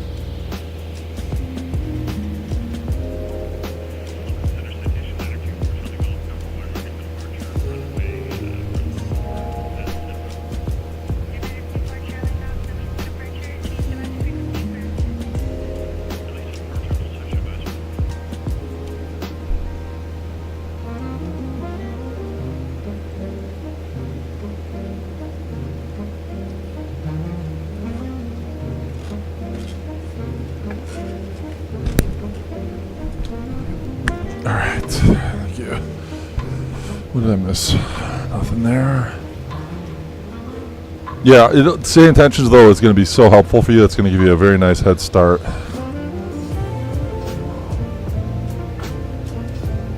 I'm off course. All right. Off course, of course.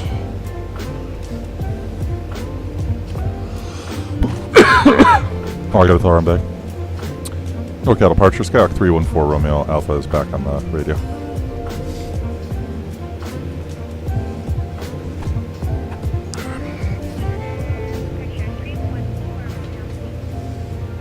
You're welcome. Okay.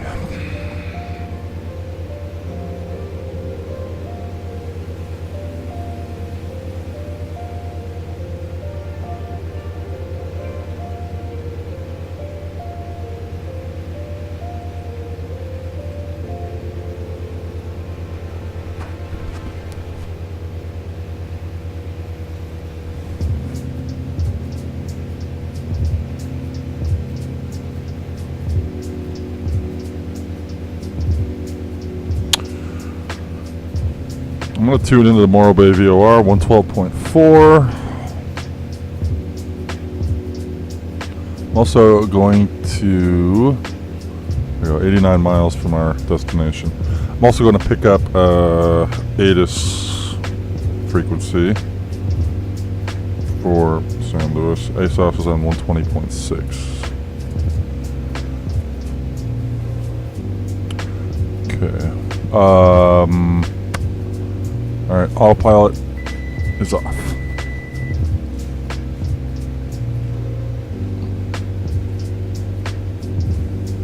You know, I really only like to use the autopilot if I have to get up like that for a minute, but I don't want to pause or shut my flight down. Kind of pointless to just do autopilot all the time. Gotta get used to hand flying.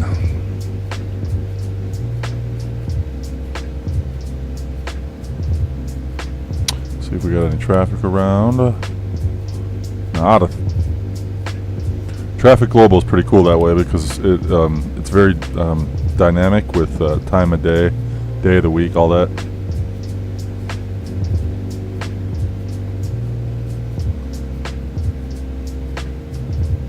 So yeah, typically you wouldn't see as much traffic right now as you would at like 9 a.m.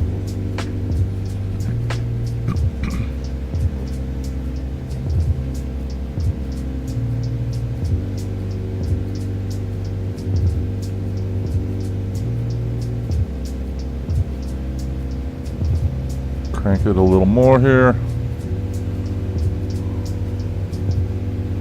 4-2, I don't know if you're still there, but if you are, yeah, Say Intentions though has gotten so much better in the last year. I was like so frustrated by it last year.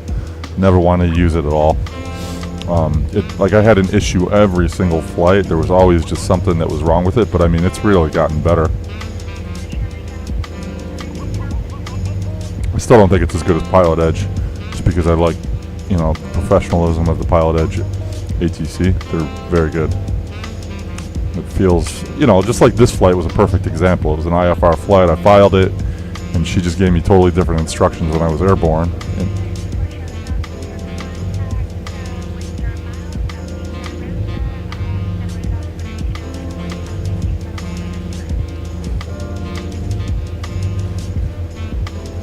Alright, 17 miles to, what is this waypoint we're flying to now?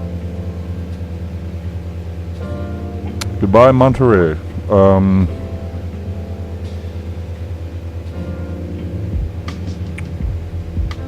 Oh, Big Sur on 114. Oops. Alright, so Big Sur is 17 miles away. Basically right on the coast up there. Up there. And once we hit the coast,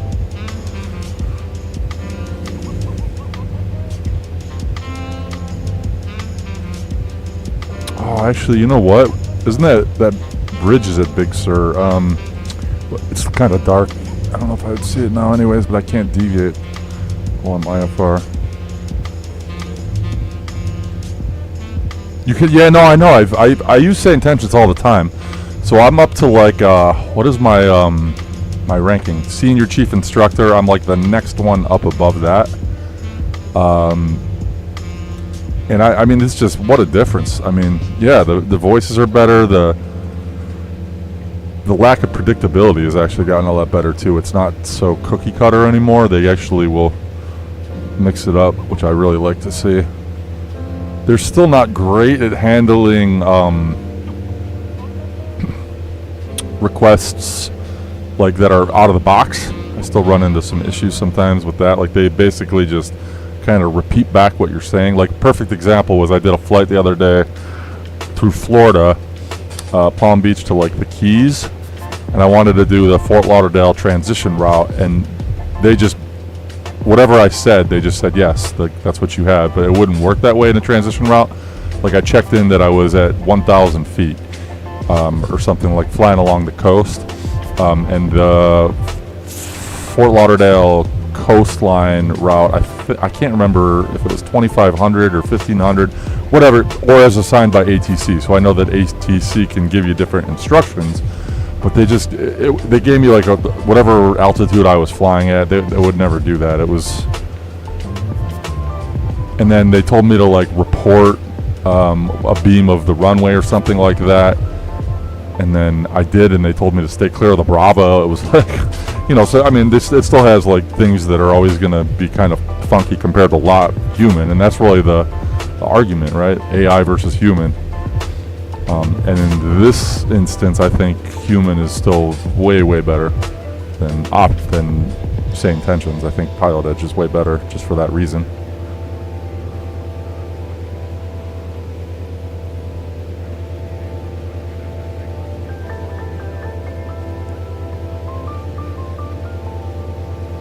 See if there's any more traffic out here. Oh, there's somebody behind me out and about. 3,100 feet below me. Down at about 6,000 feet. Well, welcome everybody tonight. Please say hello in the chat if you're new, if I've never talked to you before, or even if you are a subscriber and you've never said hello. Love to get to know you guys, see who's out there watching my stuff, because I have no idea. And not that many people are, but the ones who are, you rule. So I get this can be kind of a boring channel, and it's low rent. But hey man, it's just me flying an airplane. What do you want? Does weird things. I had to repeat clear for the option runway 11 like 6 times. Yeah, exactly. Like it kind of parrots what you say. That's exactly what I mean. And it takes, like, the logic of it still isn't really totally ironed out yet. Have you ever tried VATSIM or PilotEdge? You ever tried live? You should try PilotEdge, man. Even just for they do a free 24-hour trial. You should just do it like for a full day before your first lesson, just doing traffic patterns and stuff like that, just getting used to making the calls to a live person. It'll help you a lot.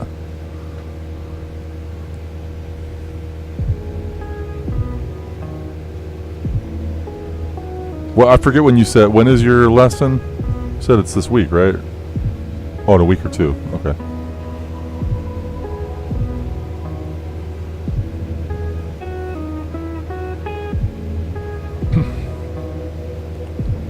Yeah, do it, man. Do PilotEdge. Try the PilotEdge free trial. They have a 24-hour free trial. You can do it, and you should spend the day before your flight lesson doing that on PilotEdge. It'll help you out a lot. PilotEdge is awesome. It just sucks that it's only like Western United States, because it's not where I live, but it's worth it just for the realism of it. I'm not crazy about VATSIM. I never really use VATSIM because it's too unpredictable, the coverage. Like, too many times it takes me a while to get set up for a flight too, you know. Like I gotta chart my route, and yeah, the PilotEdge controllers are great. Jake, what's up, Jake? And there she is. She's my favorite. This girl's great. She's got such a cute voice. She sounds very like very dainty. We got Big Sur up here. We might catch the bridge, actually, even though it is dark.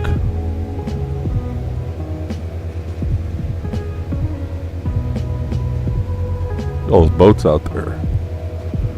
Got some boats out in the Pacific.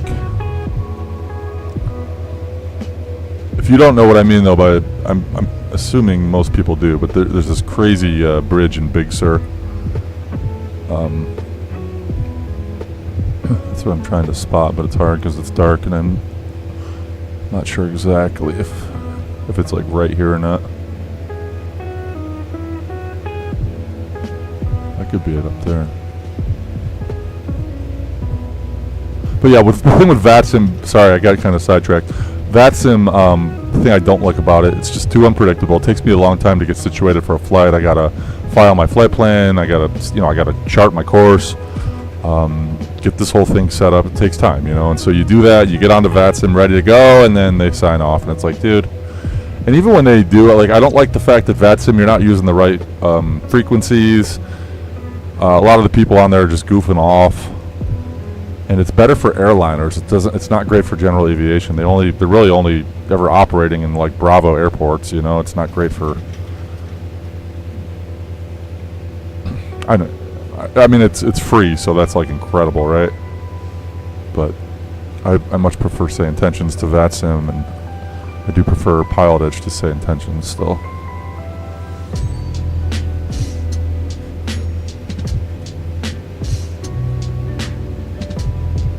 Well, welcome, Jake, if you're still there. Let me know where you're watching from, man. Jake is my son's name. Oops.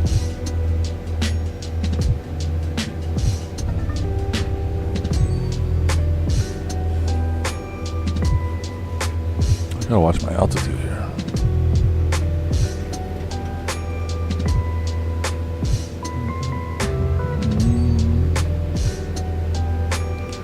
It's getting dark.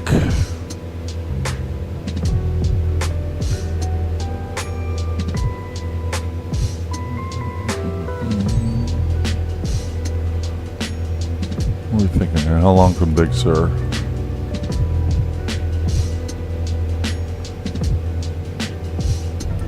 Another 45 minutes still.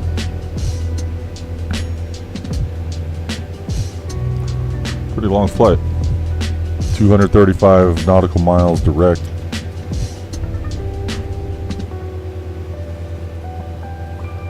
I'm not flying direct, I'm flying IFR because there were a lot of IFR warnings, but man, everything looks like it's certainly cleared up now.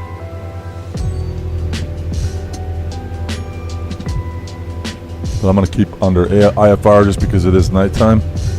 In case clouds do roll in, I won't be able to see them.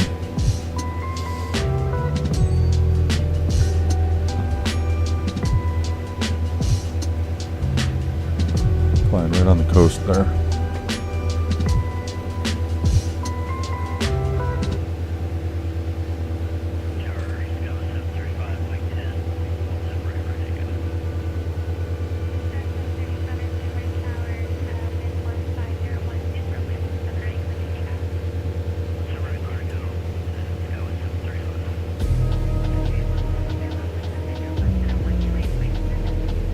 Oakland on 128.7, 314 Romeo Alpha.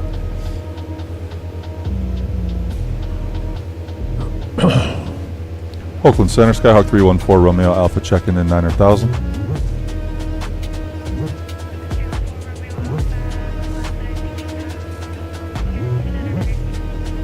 Paso Robles altimeter 29902, 314 Romeo Alpha.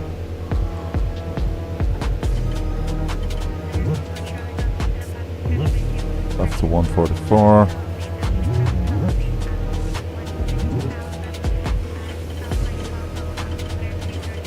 See, like an instruction like that, you'll never get that on Say Intentions. Pass a certain waypoint above a certain altitude and then proceed on course or something. Like you don't get that on Say Intentions. That's something that's very common, though, real world. That you get better on PilotEdge with. And if you ever look back, I mean, my channel it's obviously incredibly amateur and small and all that. But I posted back when I didn't even know how to I didn't even know what OBS was. I think I was using like a cell phone, and I posted I just wanted to like record all my PilotEdge ratings, so I did that and posted all those on YouTube. So they have all these rating programs you can do with PilotEdge that are really cool to help you learn how to fly in VFR or IFR. I finished all of the VFR and the instrument ratings, and I posted all of them to my YouTube. But the quality is horrible. I almost wish I could just go back and redo them all, but I'm not going to do that.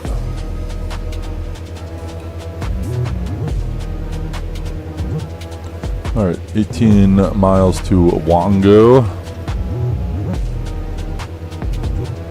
Flying right on the coast now.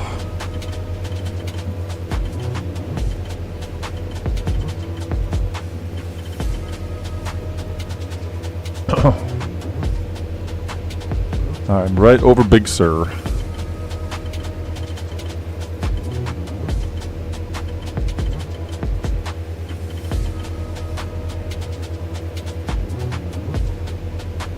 Nav lights are on. Yep, strobe light. Beacon is rolling. Instruments are in the green. Altitude. Heading. Looking good. Alright, about to fly through an MOA here. This is Hunter Low Delta MOA. This is for Fort Hunter Liggett.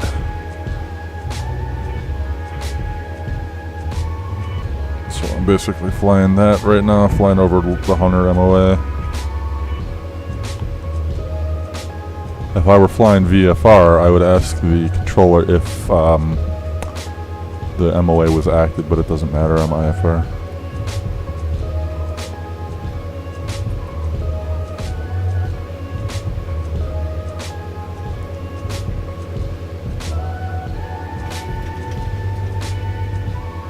That guy's from Long Island, if I've ever heard it.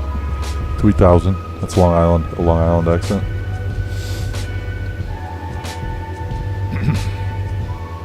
All their R's sound like W's. We would. It's like a Brooklyn accent, but worse. It got dark fast. I know, man. That sun's setting, and boom. I'm using the map enhancement here. So what should be happening when it goes dark? Map enhancement is on leave mode, so it's supposed to stop downloading my ortho tiles, and then it just goes to my night lighting mods by Drishal and Bay's lighting mod combined. The X-Plane night lighting is friggin' awesome when I use those mods. But the ortho can screw it up, so that's supposed to disappear now.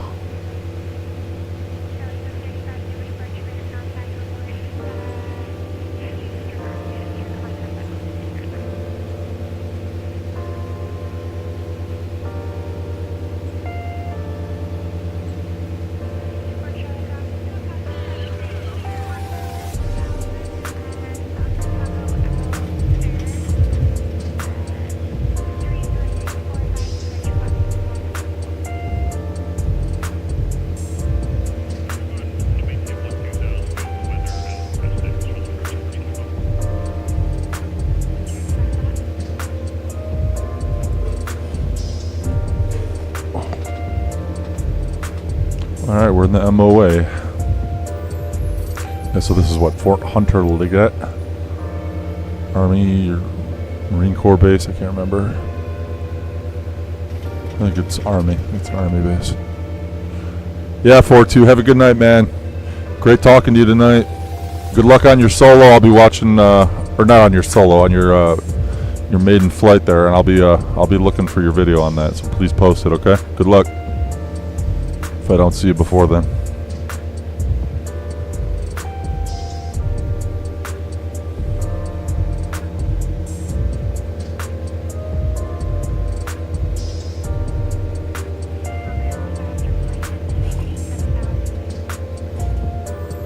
After blank, descend and maintain 7,314 Romeo Alpha. See, that's something else you would never get with Say Intentions. After blank, 7,000. I gotta write that down so I don't forget.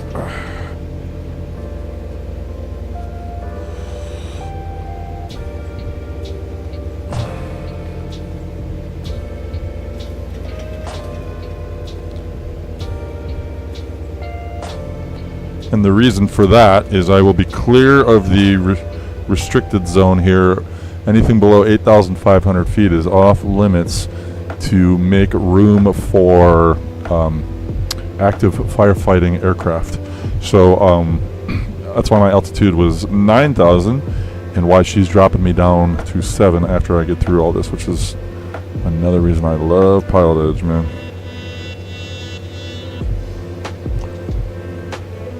And it's right when I get through the MOA too. Because right now I'm in the MOA and then I get through there and then I drop. That's so cool, man. PilotEdge rules. I hope people still use it with Say Intentions now. Because it's very valuable.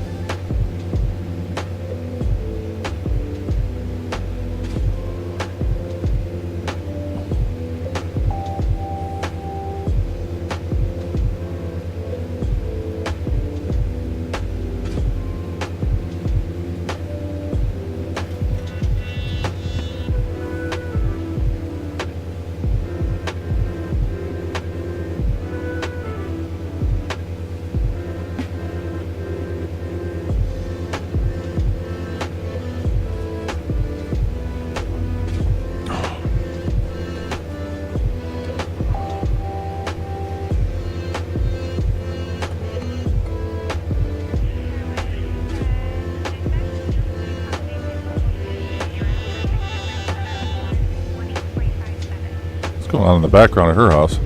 Oh, I'm too high again. Jeez. Watch my altitude. I'm over 500 feet over my cleared altitude.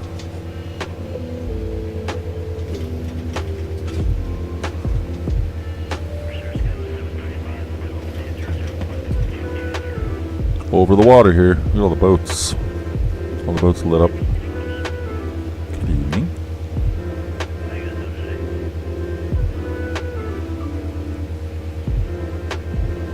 Excellent.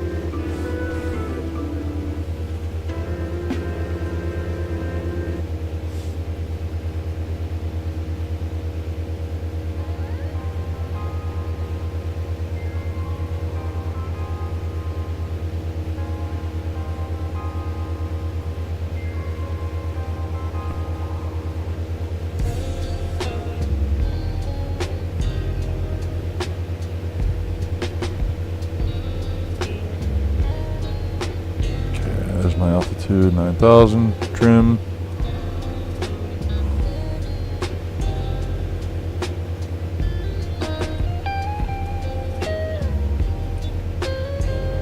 There we go.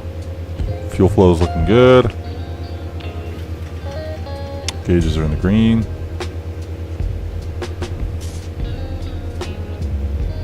So that blank down to 7,000.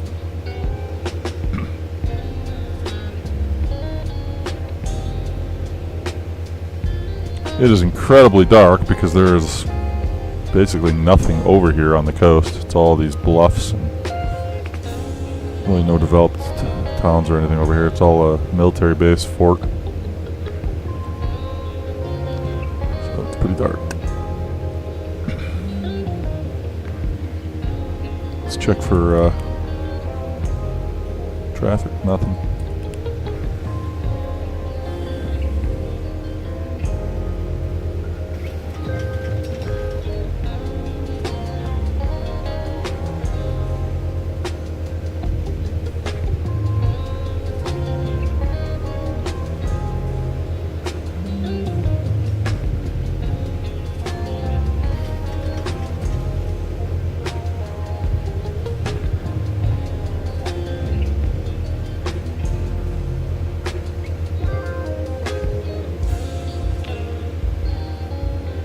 Okay, 3 miles to Wongo, then from there to Blank, and then Blank is where I descend to 7,000.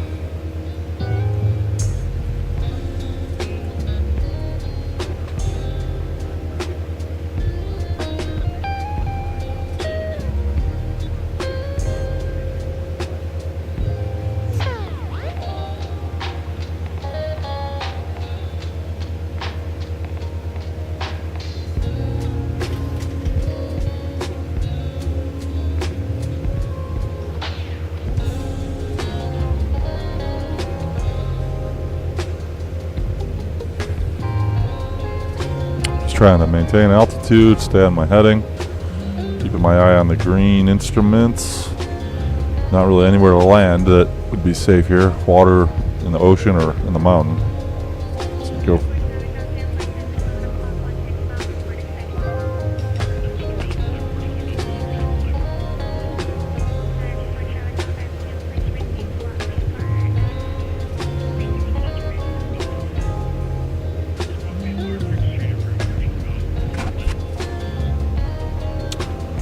Take a look at San Luis Obispo here.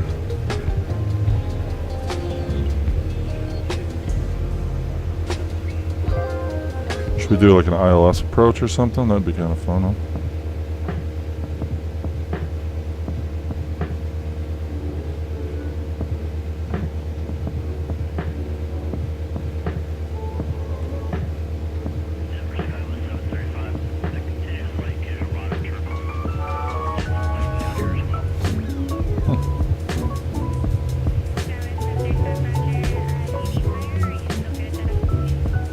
Go higher.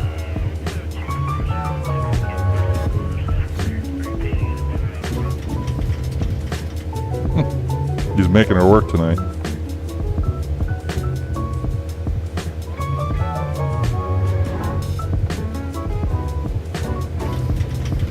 Oop, instant turbulence. You heard that?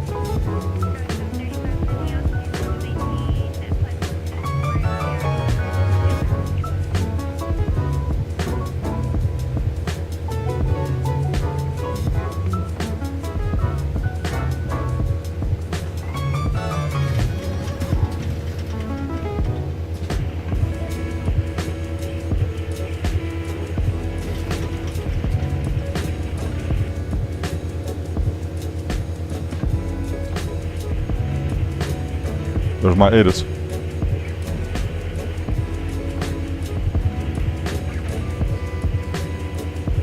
Ooh.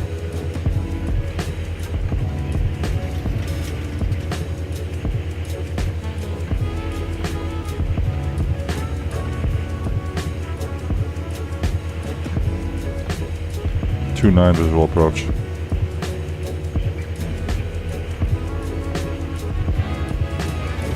Alright. I'll get back to that again. Wait, what time was that?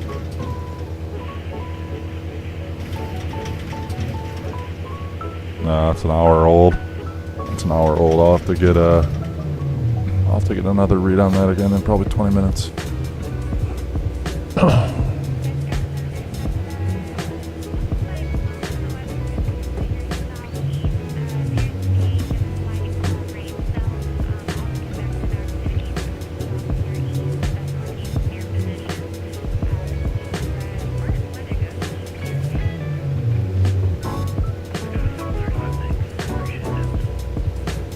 Making her work.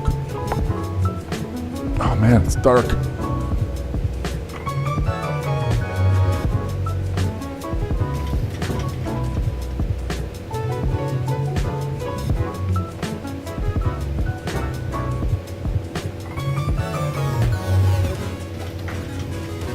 Got some boats out here. Count 5 right now.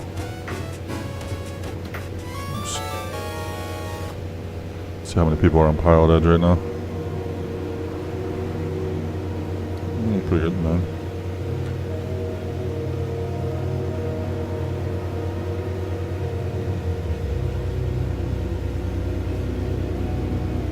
Surprised they haven't handed me off to SoCal.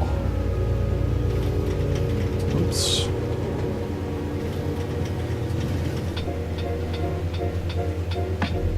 Climb a little bit here. Off course and losing my altitude.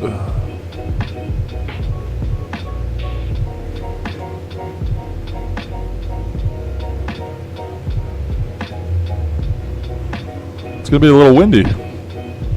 Runway 29 is open.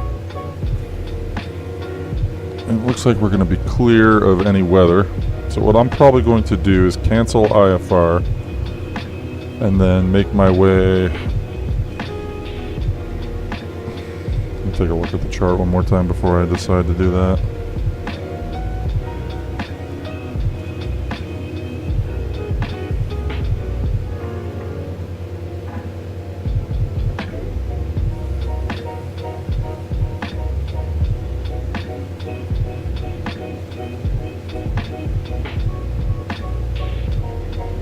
I think we're good.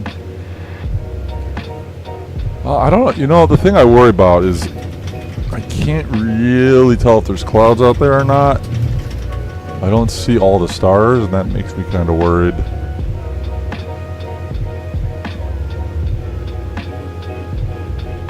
There's that Long Island accent. 1, 3, 4. 4. Not 4. 4.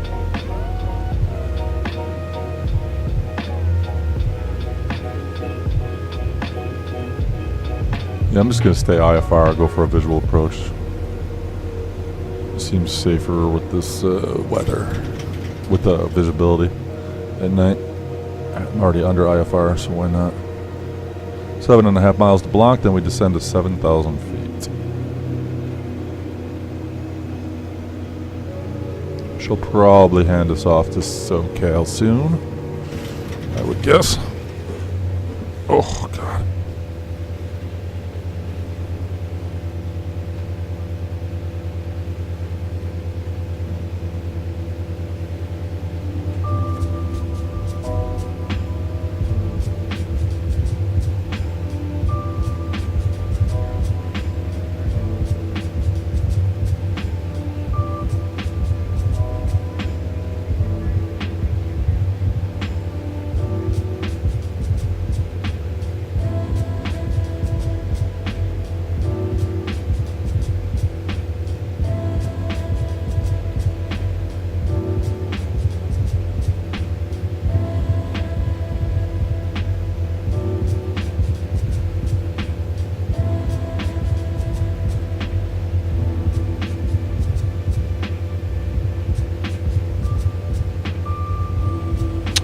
All right, I'm clear of that Hunter MOA. 5 miles till I can start descending to 7,000.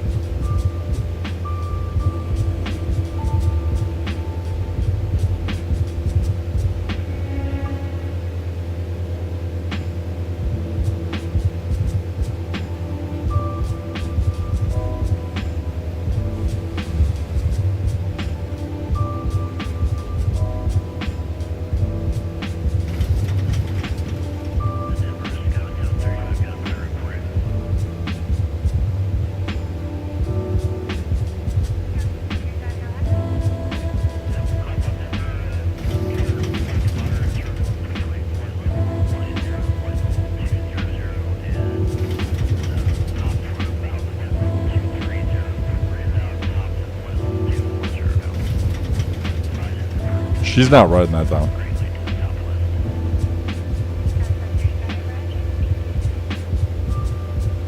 She's not writing that down. Never heard anybody do that on PilotEdge before. Get Pyreps.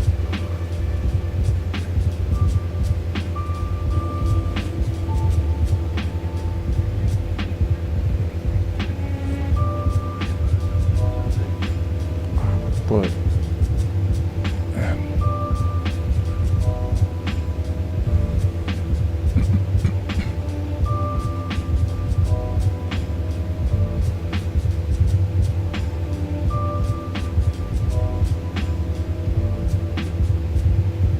all right, 2 miles to Blanc, and we're gonna descend to 7,000.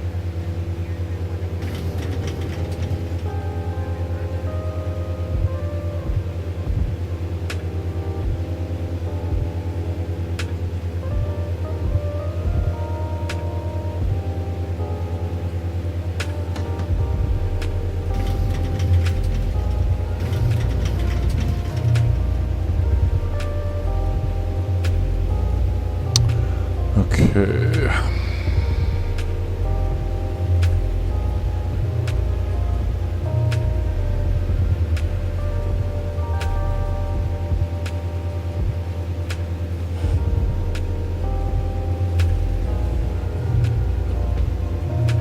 Here's Blanc.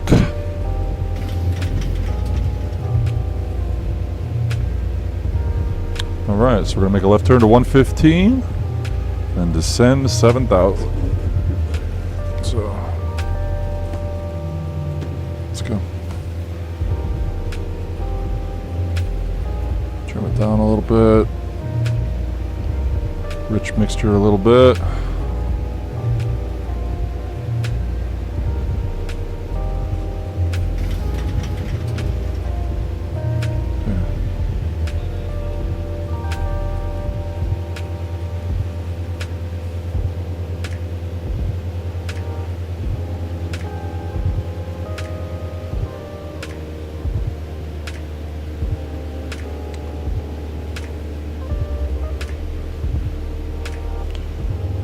20 miles to Calais.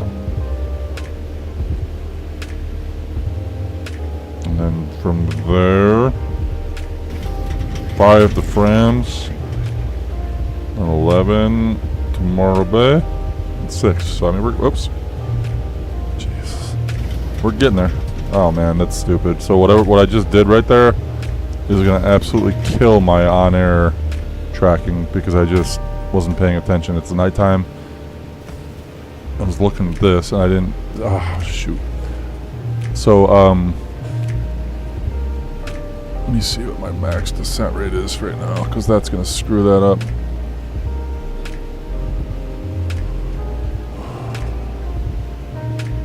Max bank span G-force.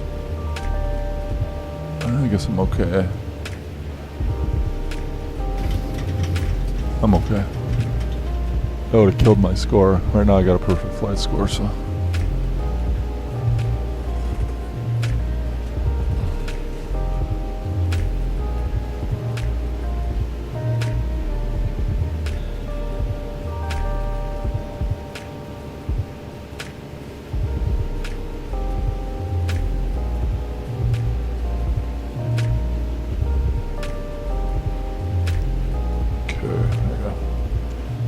down to 7,000. See, I'm doing that negative vertical speed again. It's hard to see because it's night and this is all the ocean, so I can't see the horizon. I'm not looking at my instrument. I should be. Treat it like I'm flying through a storm.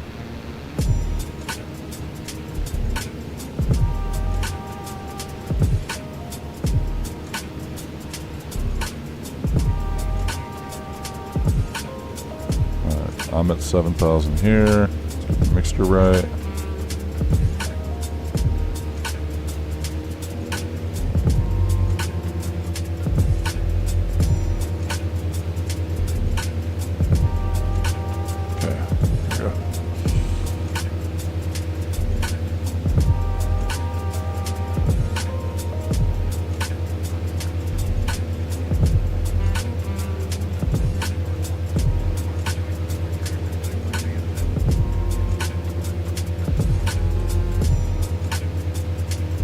Try to get that Vegas again.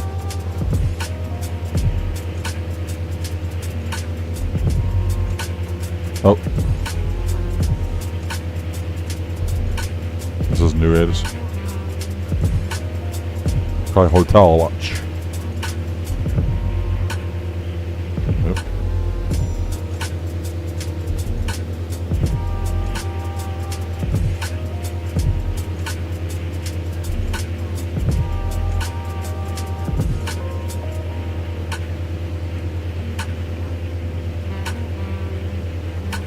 Perfect.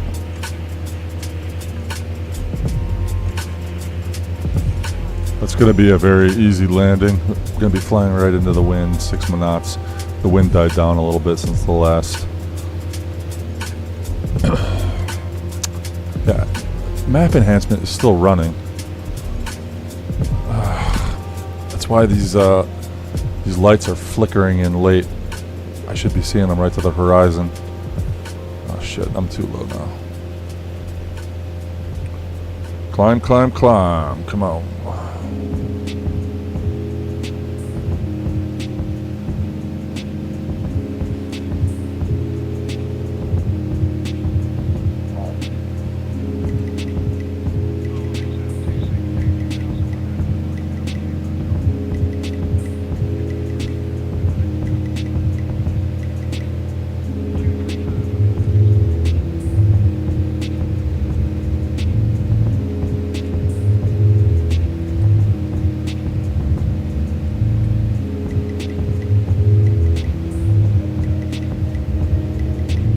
Back to throttle just a little bit.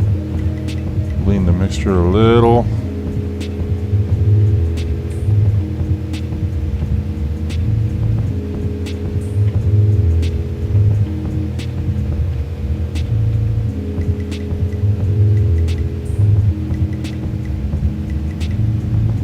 There we go. That's better.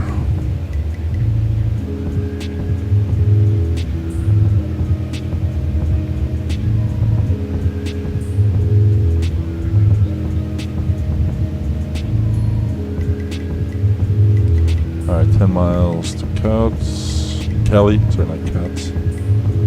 Cali's. Alright, I should be on the ground next 15-20 minutes or so here. Should be a pretty easy landing. Probably gonna do a visual approach. I might just cancel IFR here.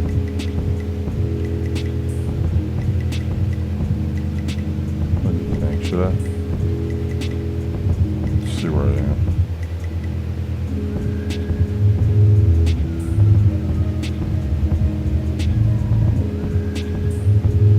Oh, I'm so close, why bother?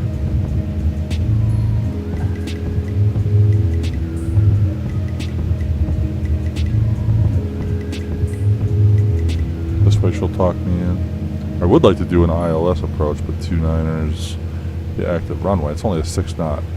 It'll only be a 6 knot tailwind, so technically I could do it, but I do like doing ILS practice once in a while with this.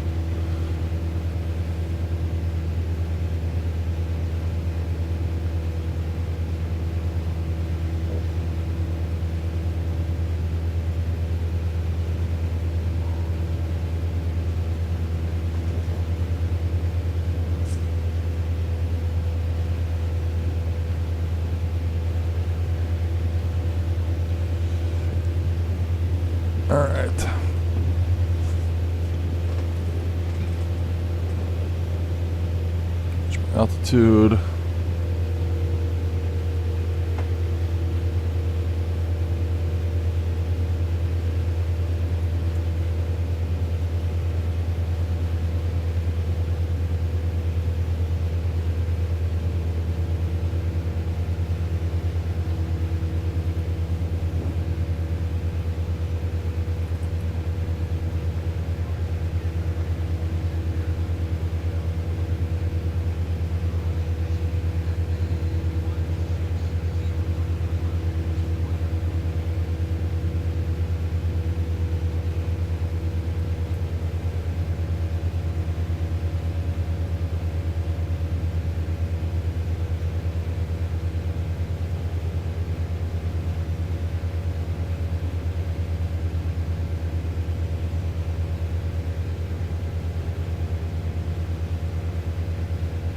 Oh, that might be my airport out there.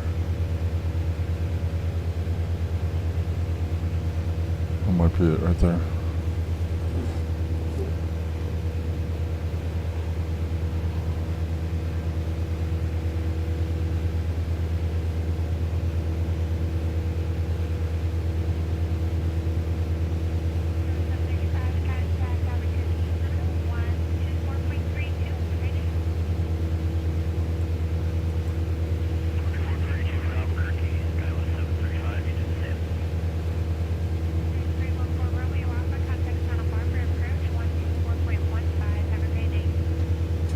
Santa Barbara approach 12415 Romeo Alpha. Thank you.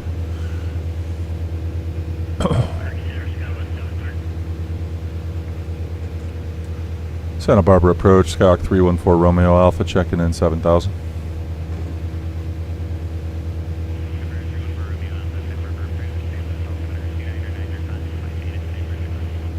Two 995 visual approach if I can take it, 314 Romeo Alpha. Expect visual 29er and I have hotel, 314 Romeo Alpha. Visual 29.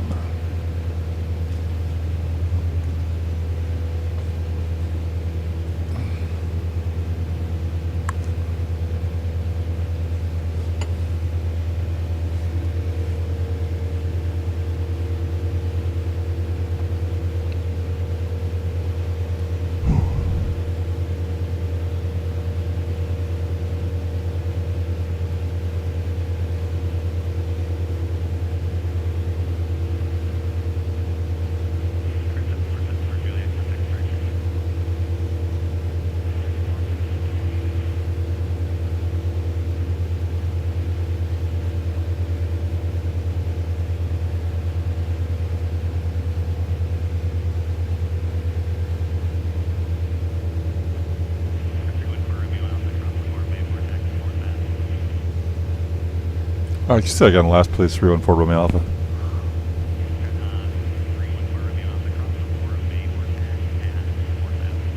Cross Morro Bay at 4000, 314 Romeo Alpha.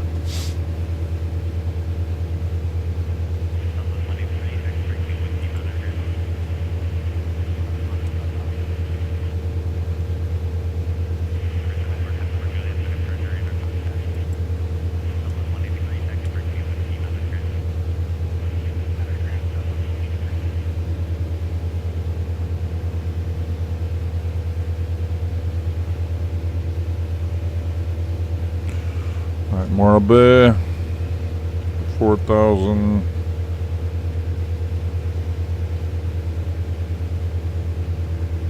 How far to Morro Bay?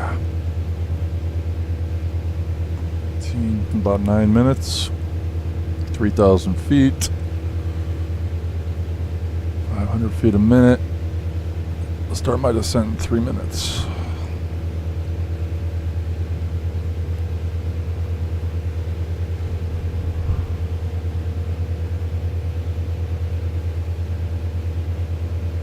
Hand flying this sucker the whole flight, huh? Not too bad. No autopilot.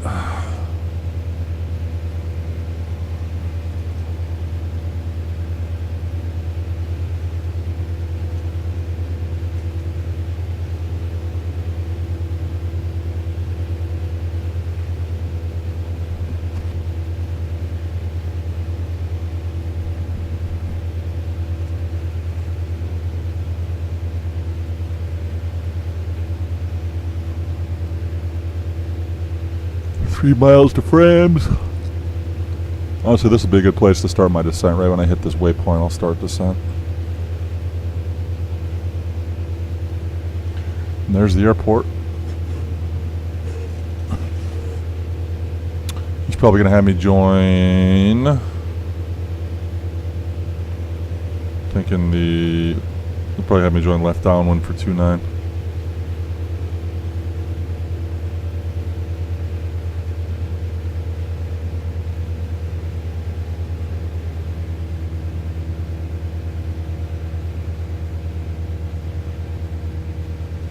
He's having me cross Morro Bay at 4,000, only 6 miles from the airport. Interesting. It's going to be a rapid descent. So, yeah, well, that's why he's going to have me join the left downwind. So, I'll have more time to descend, but I still have to hit that downwind at, what, 1,100 feet?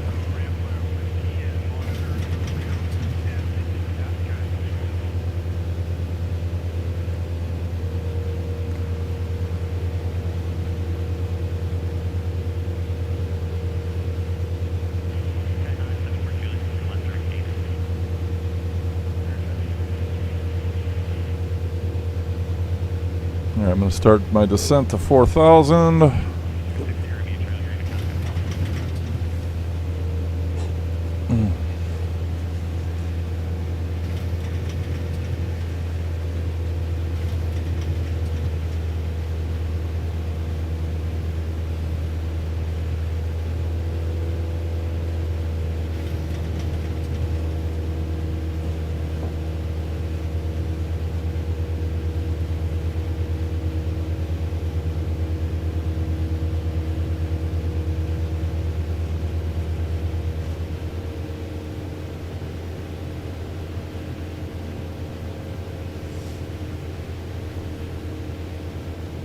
Like how that music shut off. 3,000 sounds good too. 314 Romeo Alpha.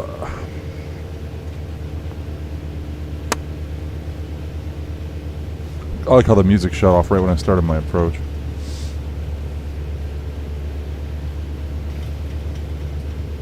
That's what I was saying. He's cutting it really close with 4,000 over Morro Bay with only 6 miles to the airport.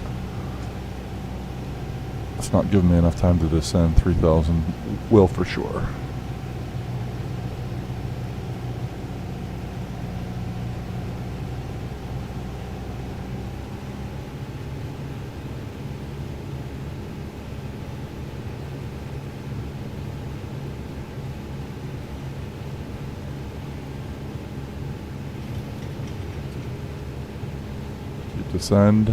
Keep this descent going here.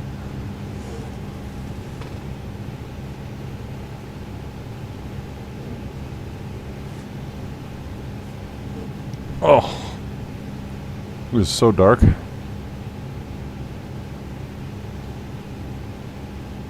1,500. Still got to get another 2,500 feet down here in 4 minutes. Be dropping at 600 feet a minute then.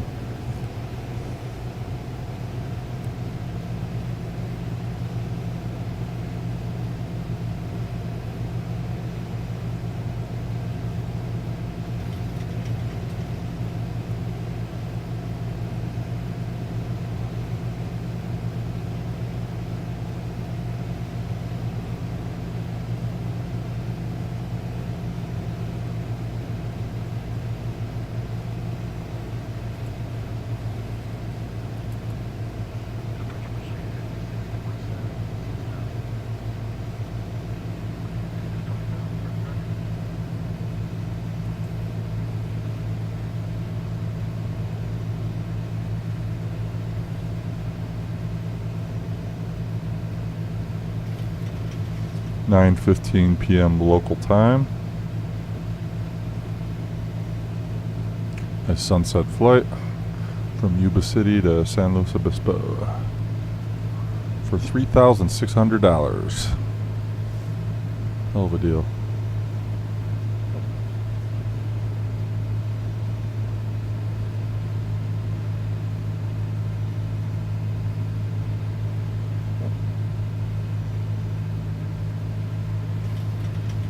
Oh, there's an aircraft right there. Let's see if I got him on TCAS. Nope. Above the altitude threshold. What is that? It looks like an orb. Doesn't even look like an aircraft. Looks like a drone or something. What did you say? 3,000, right? More bay. 3,000.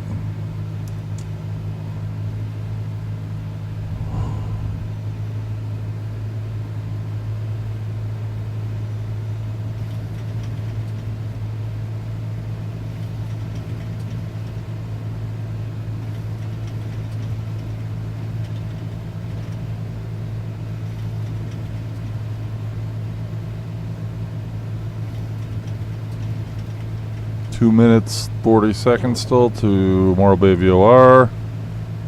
4 miles away. Still got to get down another 1,200 feet in those 2 minutes. Kind of a quick descent rate, but I was planning for 4,000, so he switched it up on me. Alright, so he's probably going to give me visual approach. He'll probably tell me to join left downwind for 2-9er. I believe. Alright, I should have done my checklist, descent checklist. Mixture richen, yep. Fuel is set to both. I have my ATC, altimeter is set. Instruments are all on the green. Heading indicator is set to compass. Landing light. Oh, this is pre-landing. Alright, yeah, landing light on. Autopilot is off, has been off the whole flight. Mixture is set for best power. Fuel, good. Flaps as required. Have the field inside 304 Romeo Alpha. Clear visual 29er 314 Romeo Alpha. Okay, here we go.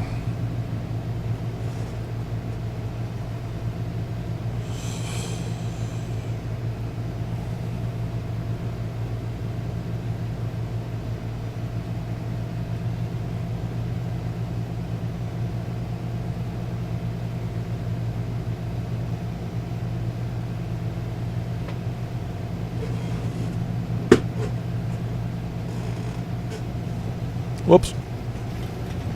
Something's wrong with my seat.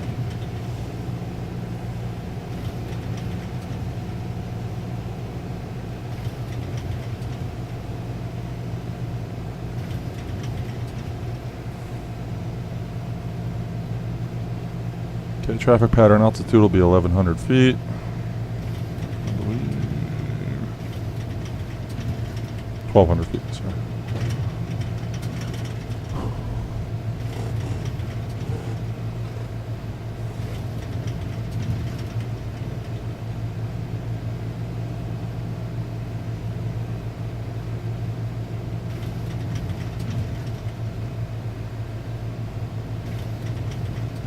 .6 miles to the field. San Luis Tower 124.0, 314 Romeo Alpha.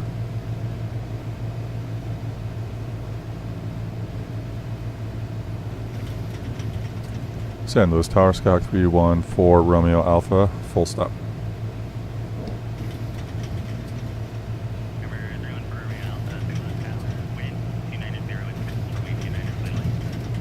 Clear to land runway 29er 314 Romeo Alpha.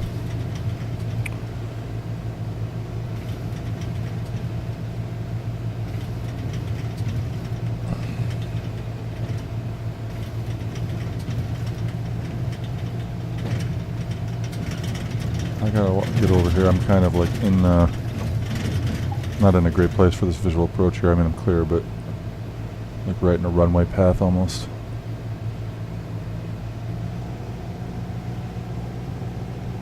Watch this hill too. I'm coming over a hill here.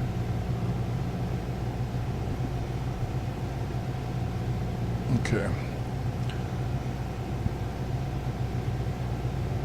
I'm gonna join the left downwind for 2-9er.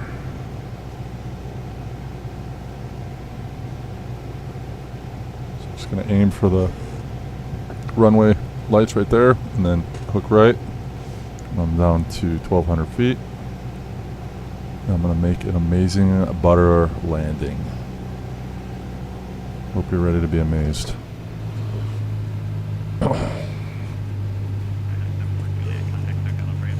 Oh, jeez. Alright, getting over this hill here. There we go. Okay, joining the left downwind here in a second. Oh, back is killing me right now. Need a new seat again. Can't find the right seat for this thing. I'm always switching up chairs and never find anything great.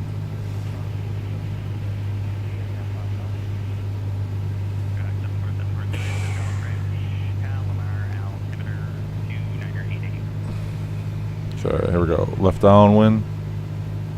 Alright, so we're going to go first notch of flaps.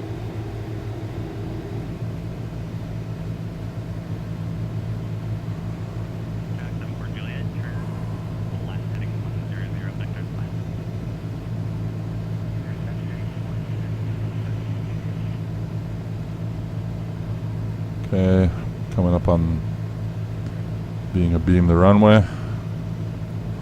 Be midfield here in about 30 seconds probably. We're going a little too slow here, 65.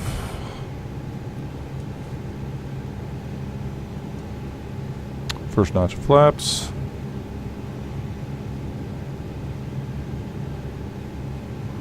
I know I'm in their airspace. I'm allowed to be.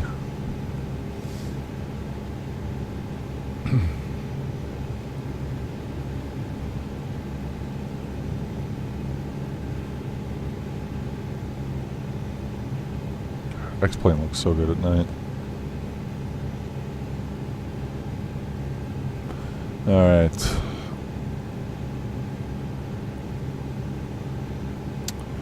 I think we can pretty much call that midfield. A little high here, about 100 feet too high.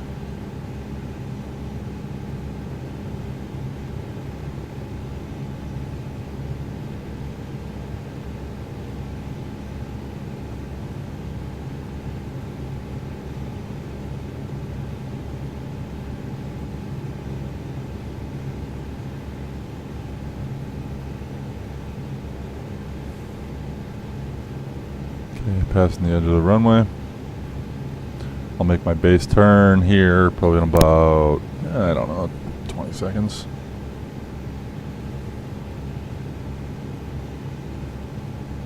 Still a little bit high, I gotta get lower.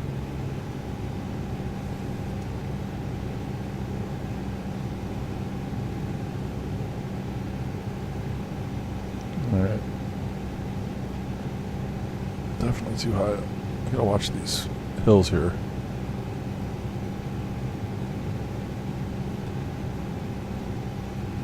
Alright. Base turn.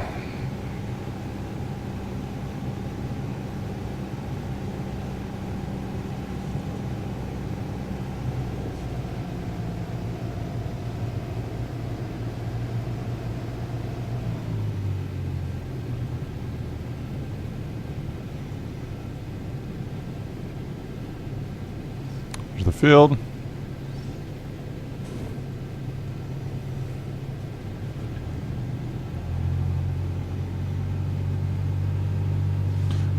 Make our final turn here in a second.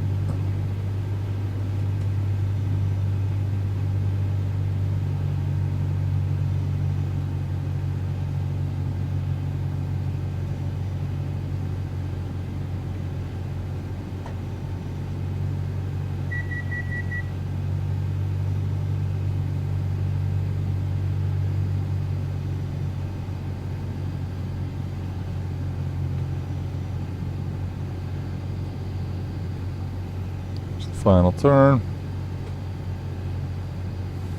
Full flaps.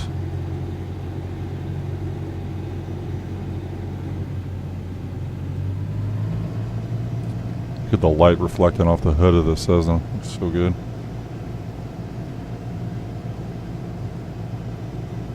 A little high here.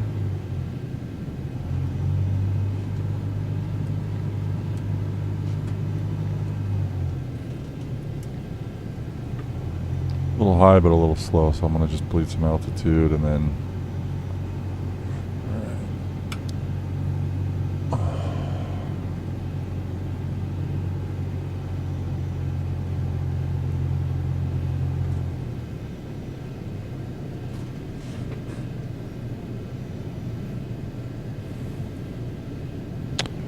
Okay, here we go.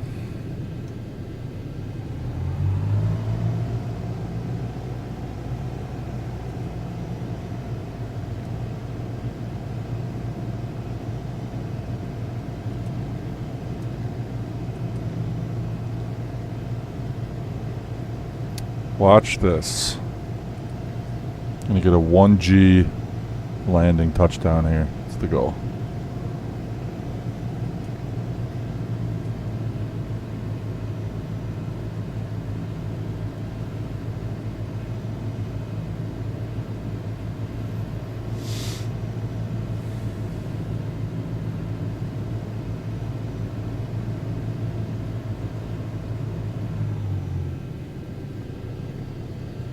Ah, floated it. Just a little bit. Landing time logged. The nose up, keeping the nose up. Ah, pretty good. Pretty good. Flaps up. Trim. Set for takeoff.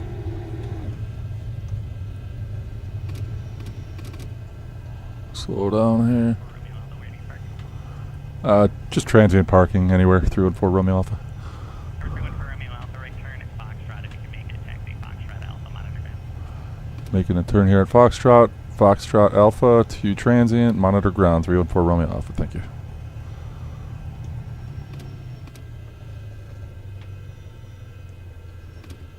Okay, I gotta get a quick look at the airport map here. Ground is on.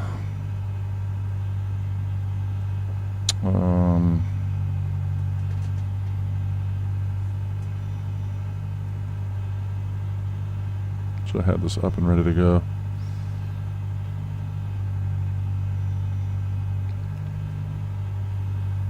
Is it Foxtrot? Alright, so transient. Where's transient? Terminal and transit parking is literally right in front of me here. To the left of the tower. So that's right there. Ground is on 121.6. Okay. Let's go. Kill the strobe. Kill the landing light.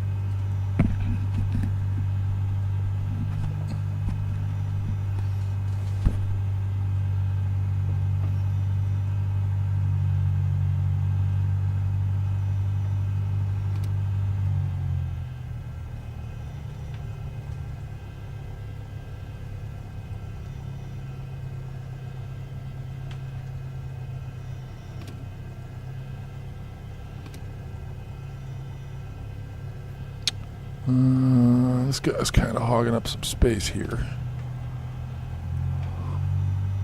Guy's chewing up like 3 spots.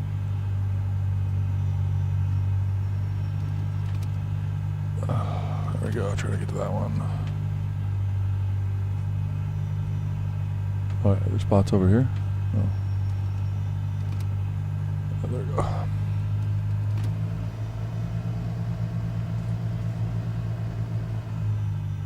Put the wing over the Piper wing there. It just disappeared.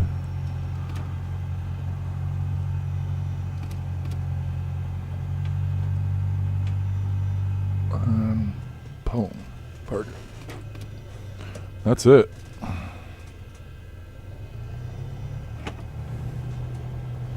Trim, flaps. Alright. After landing, flaps are up, strobes are off, landing lights are off, taxi lights, shut those off now. Pitot heat is off, trim is set for takeoff, transponder, altitude, squawk, VFR. Securing, ELT is silent now, avionics are off, mixture, full lean, mags off. Master off. Engine off time logged. Fuel left. The flight is finished. It has been monitored by On Flight's Air. off. All right, $3,600 I just made. Let's pull up the flight data.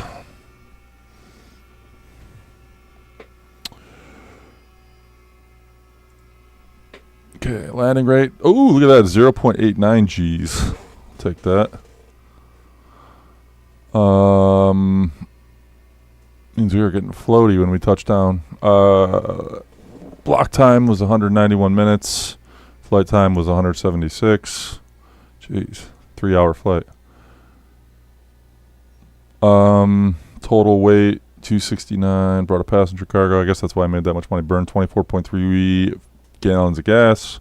146 pounds. Left 102 minutes on board worth. Traveled 272 nautical miles on what would have been 236 direct, but I did fly IFR to be safe because it was a night flight and I didn't know what was going on with this weather.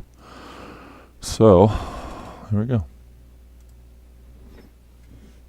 Okay. So now let's take a look at my current cash, $41,000. Company value, 31.6. Here's my aircraft. For Romeo Alpha. Cool. All right. Well, I guess that's a stream. Thanks for everybody. Thank you to everybody who tuned in tonight and watched. That was a lot of fun tonight. It was a good flight. Hand flew that whole thing for almost 3 hours.